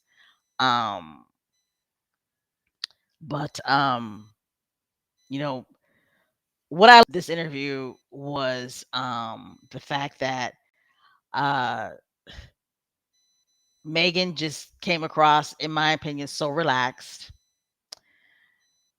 and she was in her element. And my biggest takeaway from this interview was the fact that she's come to a place to where she's like, I'm just done. I'm done with the prove it game. Right. And if you can't see it, I can't. I don't need to prove to you why that's your loss. I love it. I love it. Okay. And I love how she came to this interview. She had no makeup on. Her hair is just laid. She had on a sweat suit. The sweatsuit looked like she probably got it from Target. We all know she didn't get that sweatsuit from Target, right? We all know that didn't happen. She had on some sneakers, but somebody pointed out um the brand of the sneakers. You know how squatties are. Squatties be on it, honey. Megan step out in an ensemble, whatever she's wearing. Squatties gonna figure out, research, back, gonna hit the keyboards, researching the brand, how much it costs, post it, and that outfit will sell out in 5 minutes. All sizes, small, medium, large.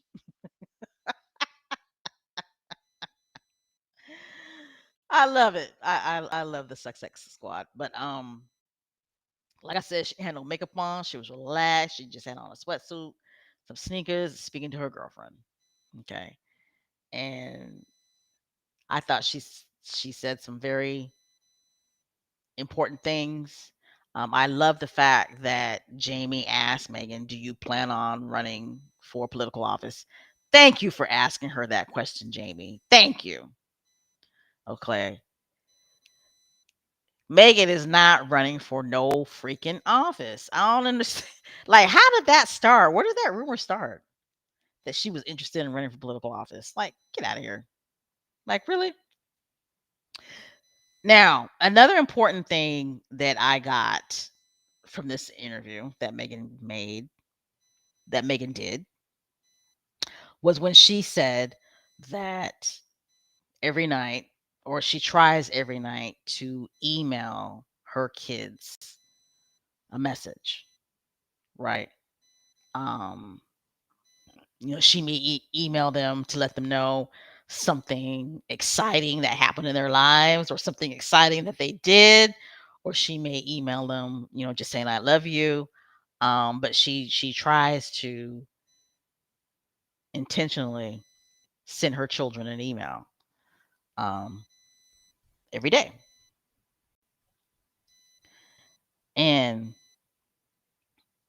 the backlash from the naysayers was astonishing to me. Absolutely astonishing to me, because it's like millions of parents do something like that. Something very similar like that. Whether it be taking pictures, right, every day, or writing something in a diary every day about your child, right? I know a lot of people who keep diaries on their children, right? Um or you have people who will save like all of their children's report cards, right? Like, it's just astonishing to me how hard that the naysayers were really trying to make it seem like nobody does that. Like, really? Really, dude? Like, like, you see posts of people saying, "Yeah, okay, really. Like, when I turn 18, I don't think I want to read 893,000 posts from my mom about me." However, did you see the huge backlash at the negativity? Did anybody catch that? Oh my god, there was such a huge backlash about the negativity, with people, you know, either not believing Megan that she sends her kids emails, or saying that she's doing way too much, right? And there were just so many people who praised her for doing that. And there were so many people responding saying, you know, I no longer have my mom. I would have loved it. There were people saying stuff like, I lost my mom at the age of 9. I would have loved it if I would have discovered that she had sent me emails every day. To be able to take time and read through those emails would mean the world to me. Or I would give anything, for something like that. Or you saw posts where people would say, I lost my father at a young age, and I was able to save his last voice message to me. I cherish that every day. I would give anything if he had sent me emails or sent me letters, right? And every day, I would read one every day.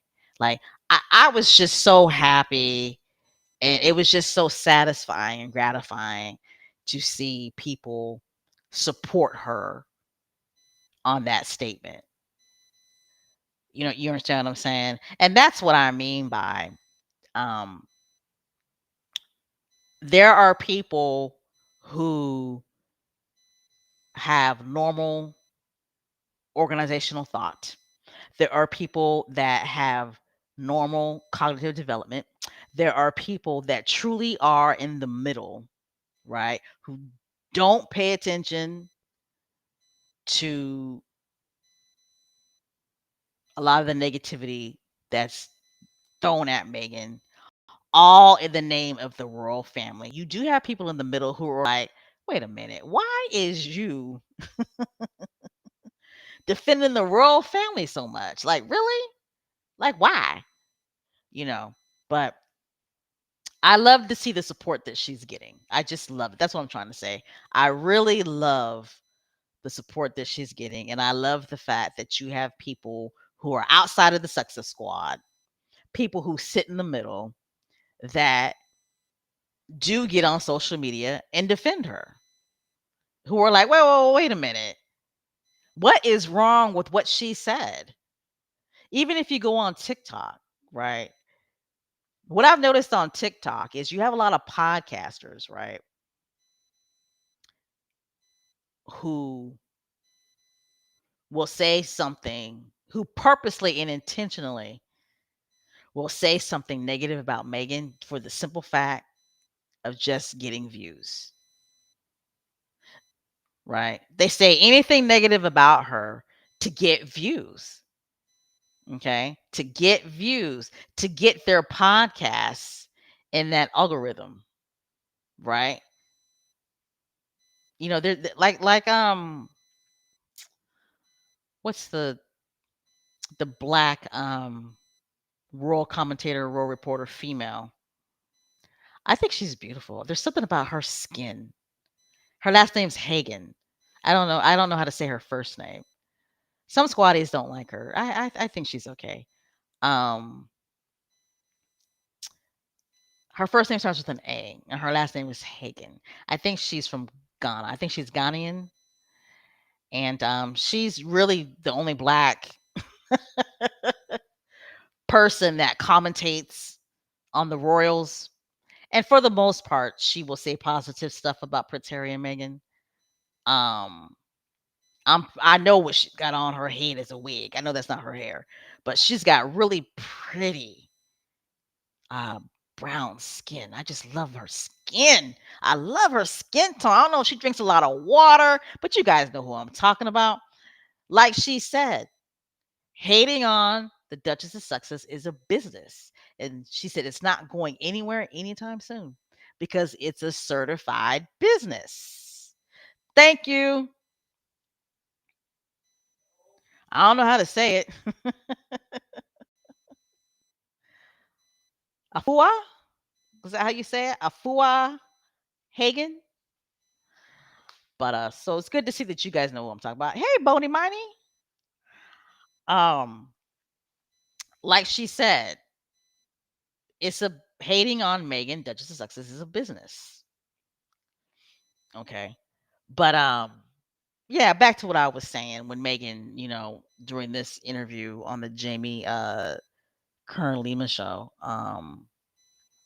when Megan said that she sends her children emails and the naysayers immediately jumped on that and had nothing but negative things to say, saying, "Oh, she probably really doesn't do that. She's lying." Or they said, "What kid at the age of 18, 19 is going to want to sit down and read over 4,000 something emails from their mom?" And I mean, people really like jumped on that and was like, "Whoa, wait a minute. I think what she said is a beautiful thing." And a lot of people do similar things for their children. Either people, you know,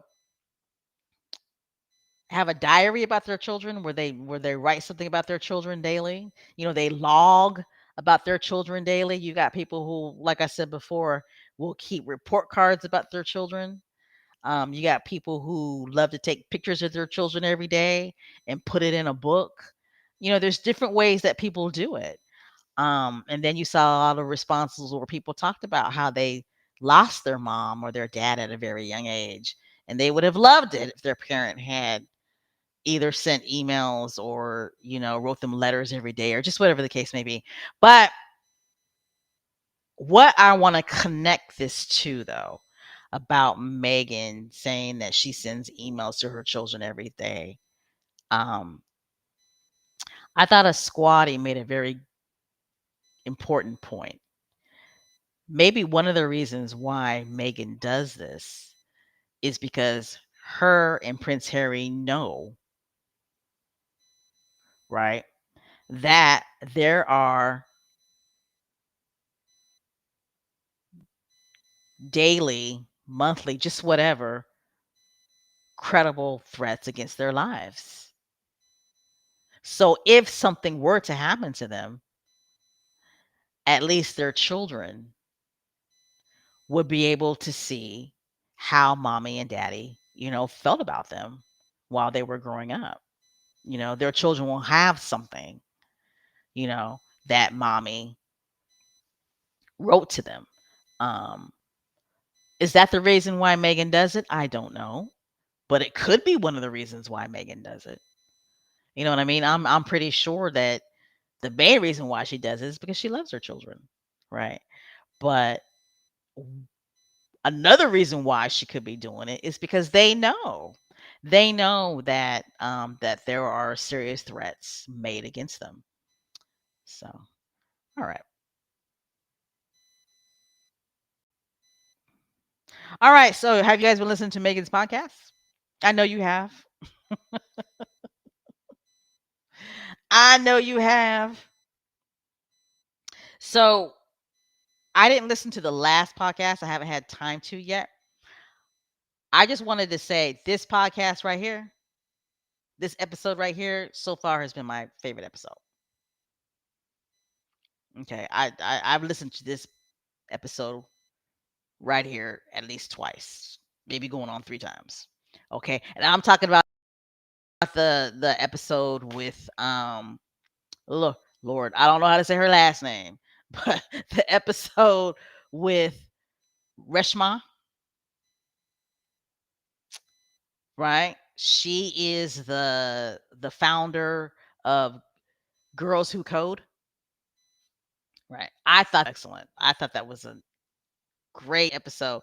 Now Megan and Reshma, they've known each other since Megan was a working royal. Okay. So that's that relationship uh has they've stayed in contact obviously since Megan left as a working royal. But I thought Reshma's story was awesome. I really, really did. When she talked about the racism that she went through as a girl growing up. Um I mean it was profounding, right? How she used to get beat up. And then one day she was just like, I have to fight and I'm just gonna fight. Right. But Girls Who Code, I mean, excellent, excellent nonprofit organization. It really, really is. Um, and I don't think some people really understand what Confessions of a Female Founder podcast is all about. Right. It's not just focused like just on the business aspect of how these women started their companies based on an idea and how they became successful. It is that, right? But they also talk about all of the other stuff that they have to deal with in regards to being a woman that is a business owner and a founder of their own company. Um, it's all of that. They're making confessions. They're confessing about the stuff that they've had to deal with, all the ilk that they've had to deal with, but they persevered and they got through it and they're successful businesswomen. So, but yeah, the episode with the founder of Girls Who Code, so far that's my favorite episode. And I also love the episode with Katie. Um, that episode, I think it was called Brick by Brick. And Katie is the co-founder of Highbrow Hippie. Um, I thought that episode was really good. Like I said, I didn't know that she was Jamaican, and I also love the fact that that Archie and Lilibeth uh, call Katie Auntie Katie. They be looking for Auntie Katie.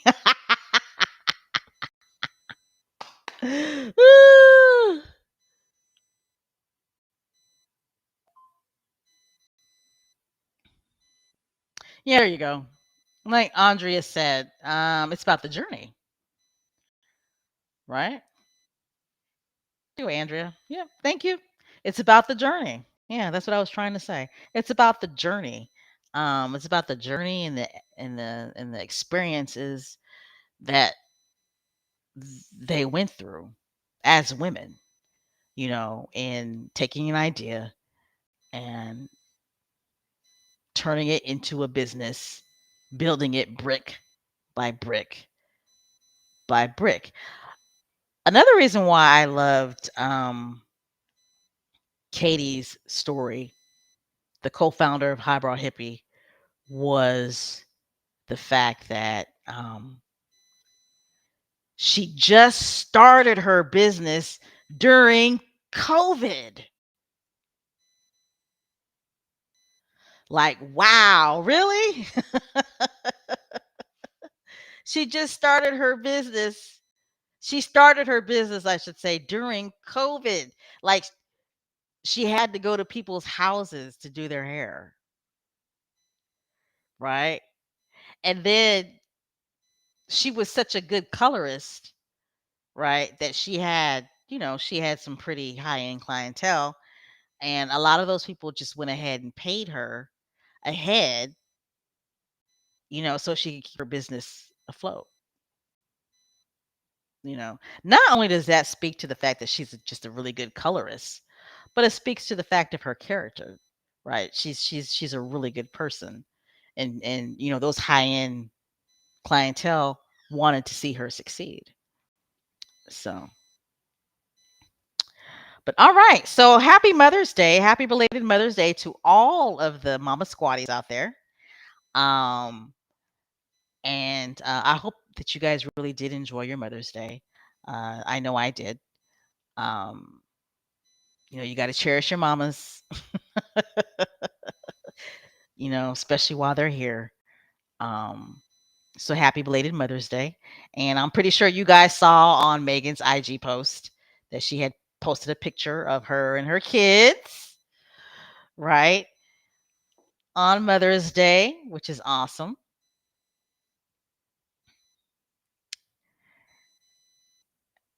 And what was awesome to know was that Archwell Foundation sent flowers to all of the mothers who had lost their children, due to online social media.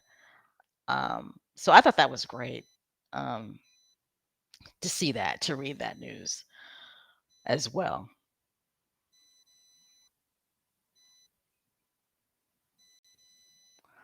All right, and we all know that our faves, right now they're in their concert era, right? They're in their concert area right now, just having fun, right? They're just having fun, and that's great. They're having fun. They're getting out, which they've been doing, right? This is something that they've been doing, going out to concerts and having a good time. Uh, Either they're going to concerts or Prince Harry is going to a sporting event by himself. But I have a feeling he does a lot of that to conjure up business for what is it, BetterHelp, um, the organization that he works for. But I mean, you look at these pictures. You can't fake this. You can't fake this, right? You can't fake this love. You can't.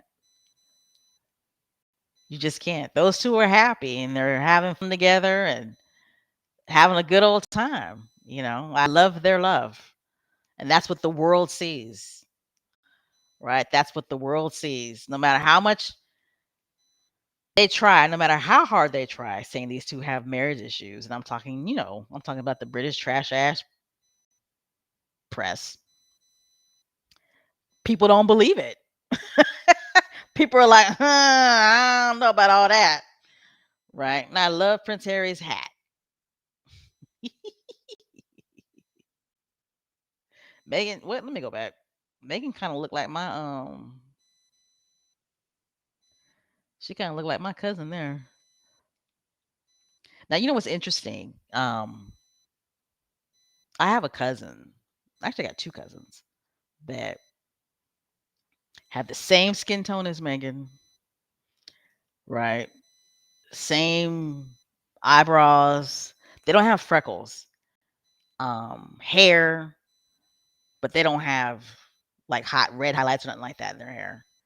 The hair is just black, and they are not biracial. They are not biracial. And one of my cousins did a DNA swap that looks like Megan, and she came up 89% African descent. It's just interesting how the what is it, the phenotype works, right? It's you know, phenotype is it's different from DNA. It really is. But all right, moving on. Prince Harry's hat. My husband's hat gets a twirl. Archie Lily, my love. Oh, isn't that sweet? Isn't that sweet? I know that hat was expensive. Mm.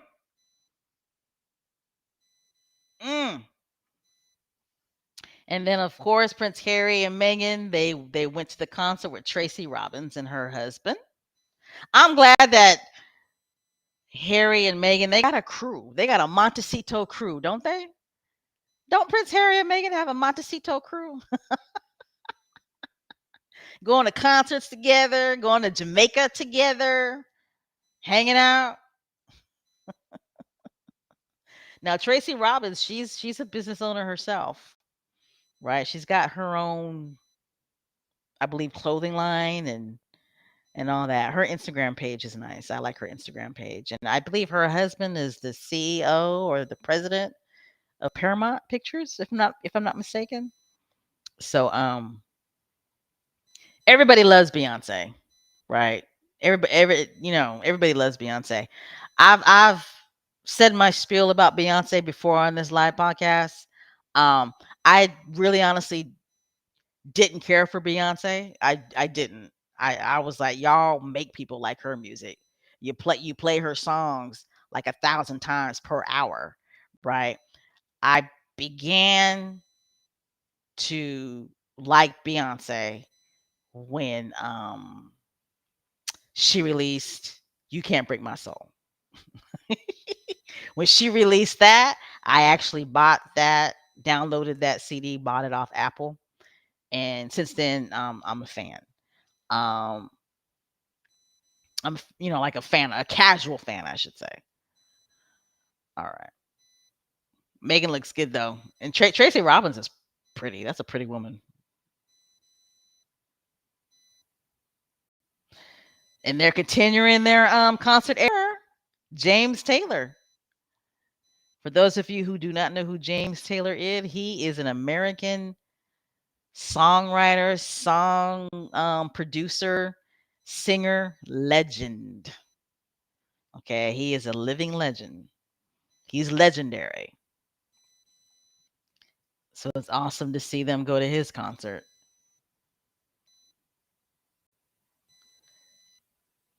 Yeah, y'all did. Yeah. Oops. I didn't mean to post that one.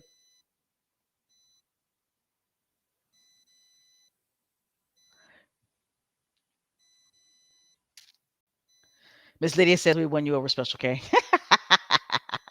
In regards to Beyonce. Ah.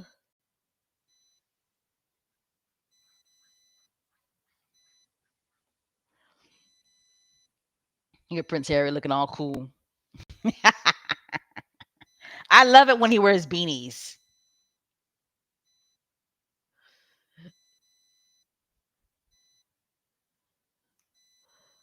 All right, so we all know that was Prince Archie's birthday. He celebrated it May 6th. He turned 6 years old. I wonder if he lost his first tooth. I wonder. It was awesome to see Good Morning America wish him a happy birthday. I thought that was great. For those of you who don't know, which I'm pretty sure everybody is aware, that, Success Squad, we start fundraising around Archie, Princess Lilibet, Duchess Meghan, and Prince Harry's birthdays, right? So coming up really soon, real soon, I should say, is Princess Lilibet's birthday. Her birthday is June 4th. And then next would be Duchess Meghan, right? And then Prince Harry. Duchess Meghan's birthday is in August, and Prince Harry's birthday is in September. Wow, that's a very diverse household when it comes to zodiac signs, right? So Prince Archie is a Taurus. Uh-oh. Got some strong personalities in that household. So he's a Taurus. Princess Lilibet is a Gemini. I love Geminis. Sometimes with Geminis, you never know what you're gonna get though, right? Duchess Meghan is a Leo, and she's every bit of a Leo. Prince Harry is a Virgo, and he's every bit of a male Virgo. Male Virgos wear their hearts on their sleeves. So do male Cancers. Um, I believe that the goal is 25,000, and I don't know what we're at right now. I want to say that we're at 16,000 right now. Um, I'm not too sure where we're at, but we're fundraising for the League LA, and the little kids are so cute. They actually gave Prince Archie a birthday party. So that's awesome. Awesome, awesome, awesome. Um so if you can donate. We still got a ways to go.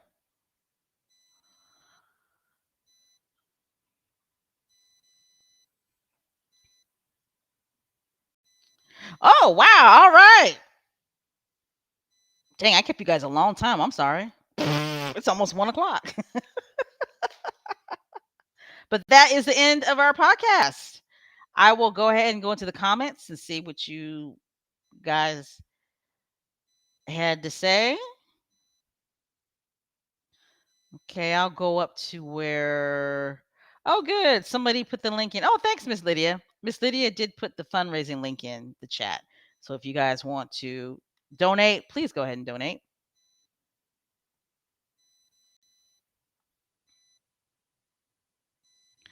Okay, so I see some people loved Meghan's suit that she wore at the Time 100 event. Let's see. And another squatty saying that Archwell does support Cam Fed. Okay. Oops.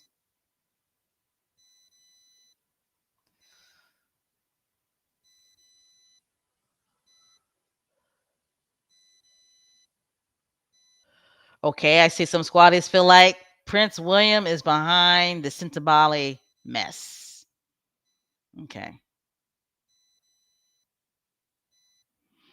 It's sad. It's sad about Cintabali. It really is. And you know, um I have a feeling that Cintabali will be saved. Once they finish, that investigation, that Prince Harry and the other prince will be able to get back into their rightful positions as Patreons, and the previous board members will be able to be reinstated. Um,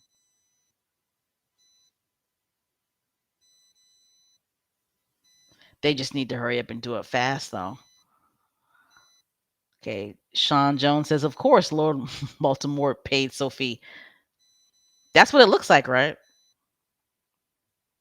But I'm just saying, though, isn't her reputation in the toilet, though? They couldn't have paid her that much.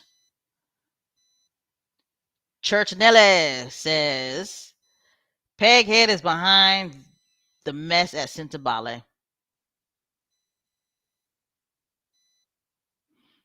Lorna says,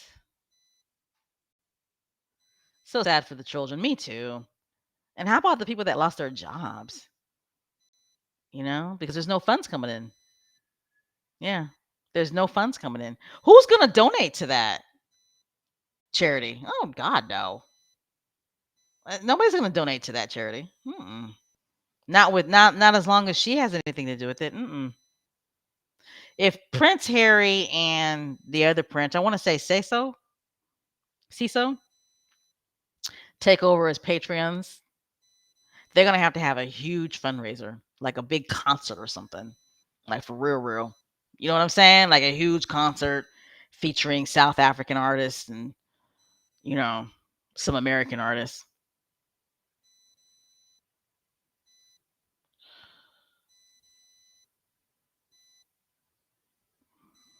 Yep. Some other people are saying they feel that they made a deal with the royal family.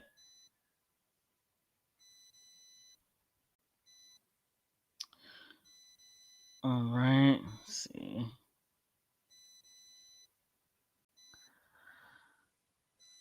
All right. I don't know how to say your name, your username, but I'll spell it THOKO.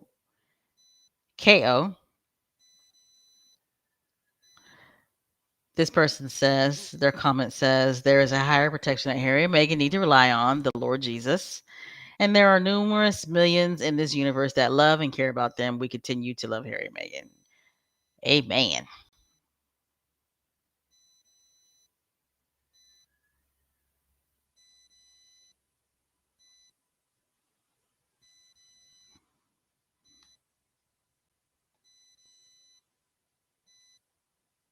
More people feel that William did this.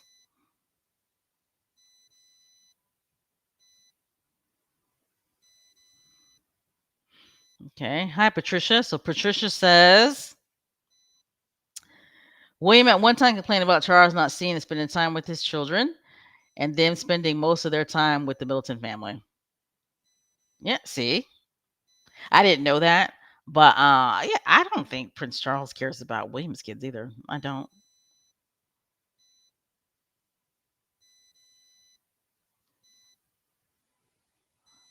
If there's one grandchild that he will pay attention to when he has to, would be Prince George.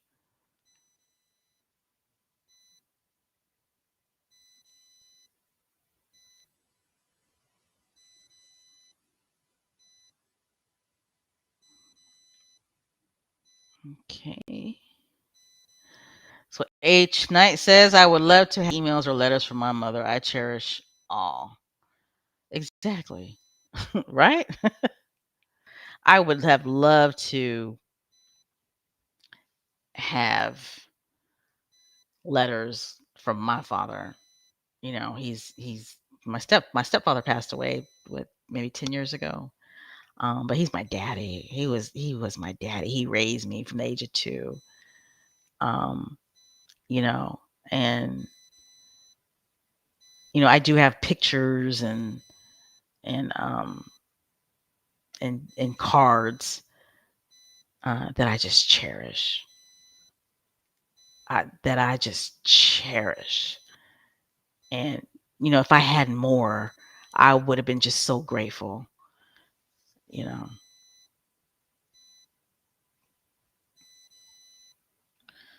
Let's see.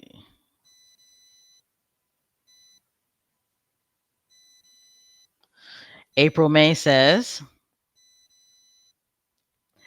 I have keepsake boxes for all of my grown kids with special things that they did in school and things that they loved clearly.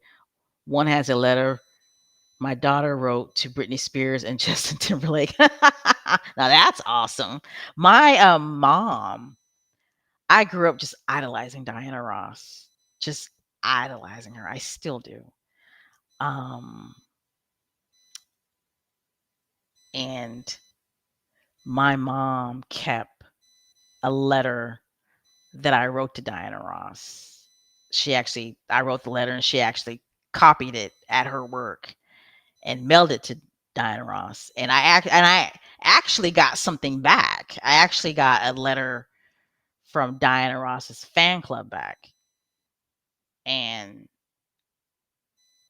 Diana Ross didn't write the letter. No.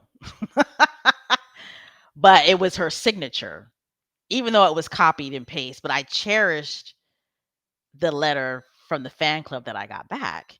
But my mom showed me. I had, make a long story short, I had totally forgotten that I had wrote Diana Ross a letter when I was like 10 or 11 years old. Maybe even younger than that. But totally forgot I had wrote her that letter. And my mom actually saved the letter, the copy of the letter, I should say, that I wrote. And it's just like, wow. It's like, mom, really? And I'm in my early 40s. And to see that, it's like, wow. You know what I mean? So it's like you appreciate that. It's like, wow, mom, you knew that that was a very important thing for me, and you kept it. And it's like, wow, well, thanks, mom. But but yeah, I get it. And I have a 15-year-old, and I keep his report cards, and I've kept like his first band-aid, his first tooth. I still got his little tooth, his first little tooth that he lost. First hair, I still got hair from his first haircut. That stuff is, you cherish that. Let's see. Church Nelly says, I have all of my son's Mother's Day cards since they were in kindergarten. See, that stuff's important. That's why there were so many people that were able to relate to what Megan was saying when she said that she sent her children emails.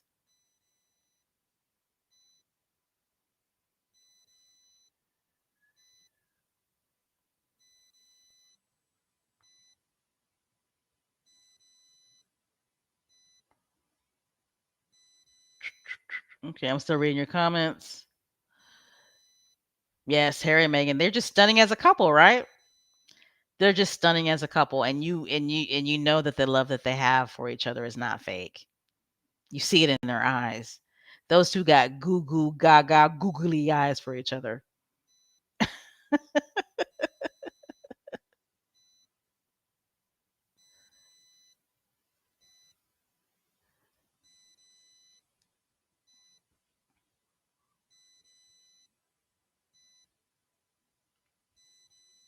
Yeah, so Cookies and Cream made a comment about Karma is going to do a command performance on that unbelievably vile family. I believe that it's happening now. I do. I believe that it's happening now. We see it. It's just not real evident to us, but we see it already. That monarchy is in trouble. I don't care how many polls they do. Right, squaddies? Right?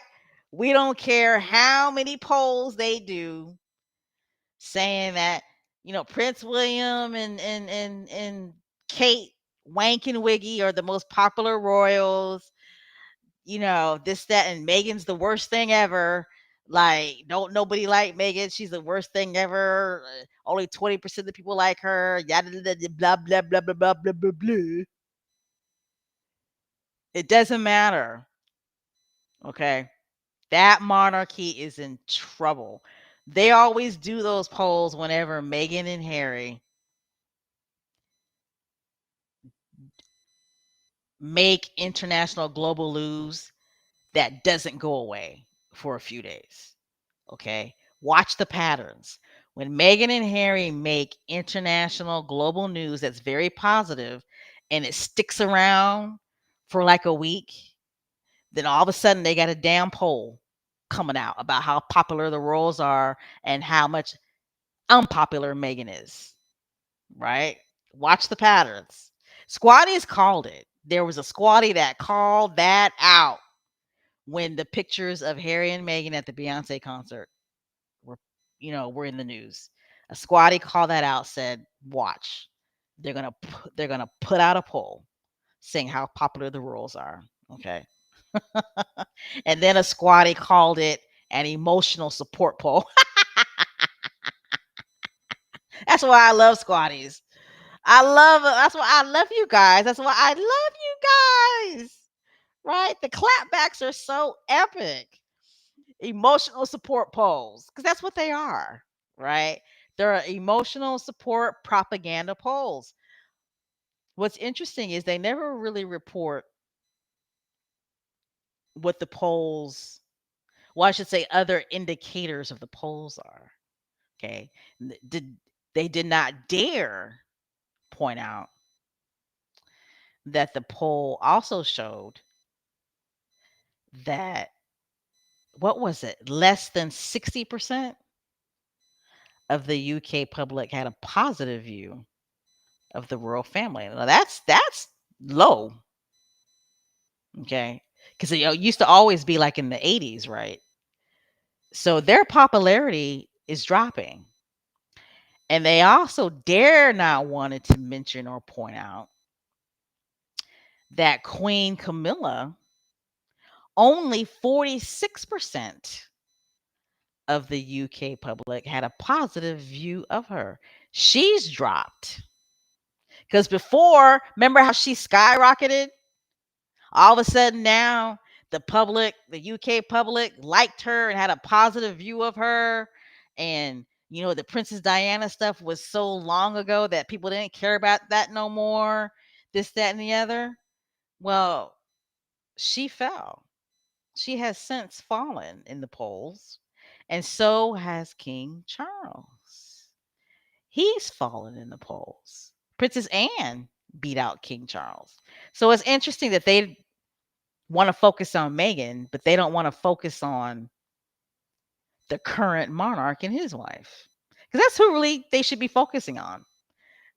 Prince Harry and Meghan, they shouldn't even be in those polls. They're not working royals, right? Now, don't they always say because Prince Harry and Meghan are no longer working royals, they're irrelevant? So why are they in your damn poll? Right? Your emotional support poll. That is so funny.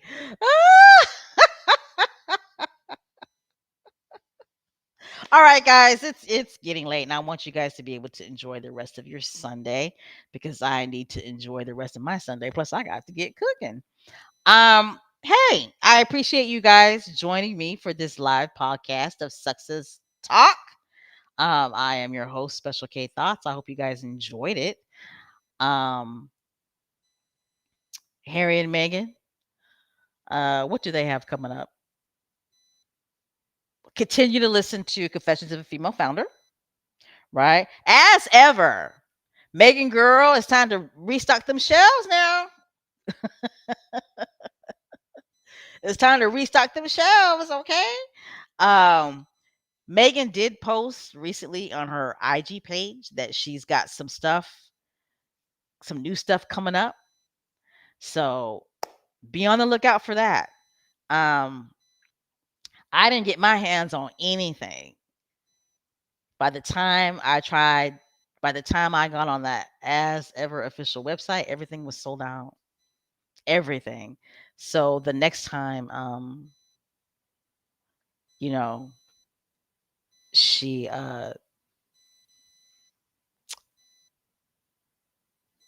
so the next time I got tongue tied, but the next time um her products go on sale, Jesus, I'm gonna be on her website. What, 5:55 a.m. that morning, boy, so I can get some of that raspberry spread and that honey. Um, I was able to taste her raspberry spread, and my God, it is good. It is. Her raspberry spread is good. And see, I love honey. I use a lot of honey. So I really wanted to get my hands on that honey. So but I got a feeling though she's probably got some strawberry spread coming out. I think I have a feeling she's gonna have like maybe an orange marmalade coming out. because if you've been paying attention to her IG page, she did a video to where she had a basket full of beautiful oranges, right? I think she entitled it Harvest Time. And she, like I said, she had a basket full of beautiful big oranges, and they look good and juicy, boy. So we have as ever products to look forward to. Megan, hurry up and restock them shelves now. What else do we have to look forward to? Just you just never know with those two, right? You never know. But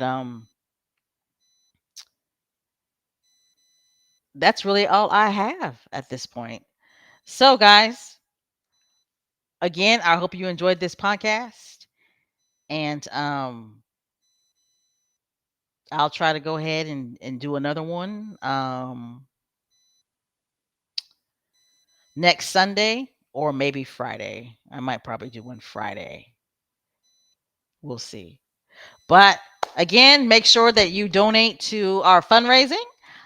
We still got time on that because we're fundraising for everybody's birthday. We're fundraising for Prince Archie's birthday, Princess Lilibeth's birthday that's coming up in June. We're fundraising for Duchess Megan's birthday, and of course, the Dragon Slayer Prince Harry's birthday, which is in September. Okay, we're at I think close to 16,000. I think the goal is 25,000. I'm pretty sure we'll surpass that. Um, and make sure that you check out success.com. Make sure you check out the Invictus Foundation website. I'm pretty sure that they're preparing for the Invictus Games in Birmingham, but they're just doing a lot. The Invictus Games Foundation, they are doing so much great work. So, whenever the Invictus Games Foundation posts on X, make sure you read those posts, like it, and share it. Okay. Make sure that you be checking out Megan's Instagram page. I be checking it out all the time. I always be checking my phone out for notifications from her, as well as the As Ever official Instagram page as well. All right, squaddies. All right, we've come to an end. You guys ready to do the rebel yell? Are you guys ready to do the rebel yell? We haven't done it in a long time. It's been a minute, right? All right, here we go. 1, 2, 3. Continue to wear the SS on your chest because Success Squad, we are the best. We are the best. And they know that we're the best, right? They know that we're the best. They know that we're influential. They know that we have impact. They know that we have impact. They know that people pay attention to us. We are a powerful fandom. Do you guys ever sit back and just think, damn, Success Squad is a powerful, influential fandom. We get articles written about us. I heard that the person that runs Success Community, different organizations reach out to her asking for us to fundraise for them. I mean, guys, that's influence. That's power. Okay. We are a reflection of our faves, the Duke and Duchess sex of Success. All right, guys. Feed the chickens. Don't forget to hydrate. My husband, my wife, no bad energy, and enjoy the rest of your day. I am Special Gay Thoughts, and I will see you guys soon. All right. Bye.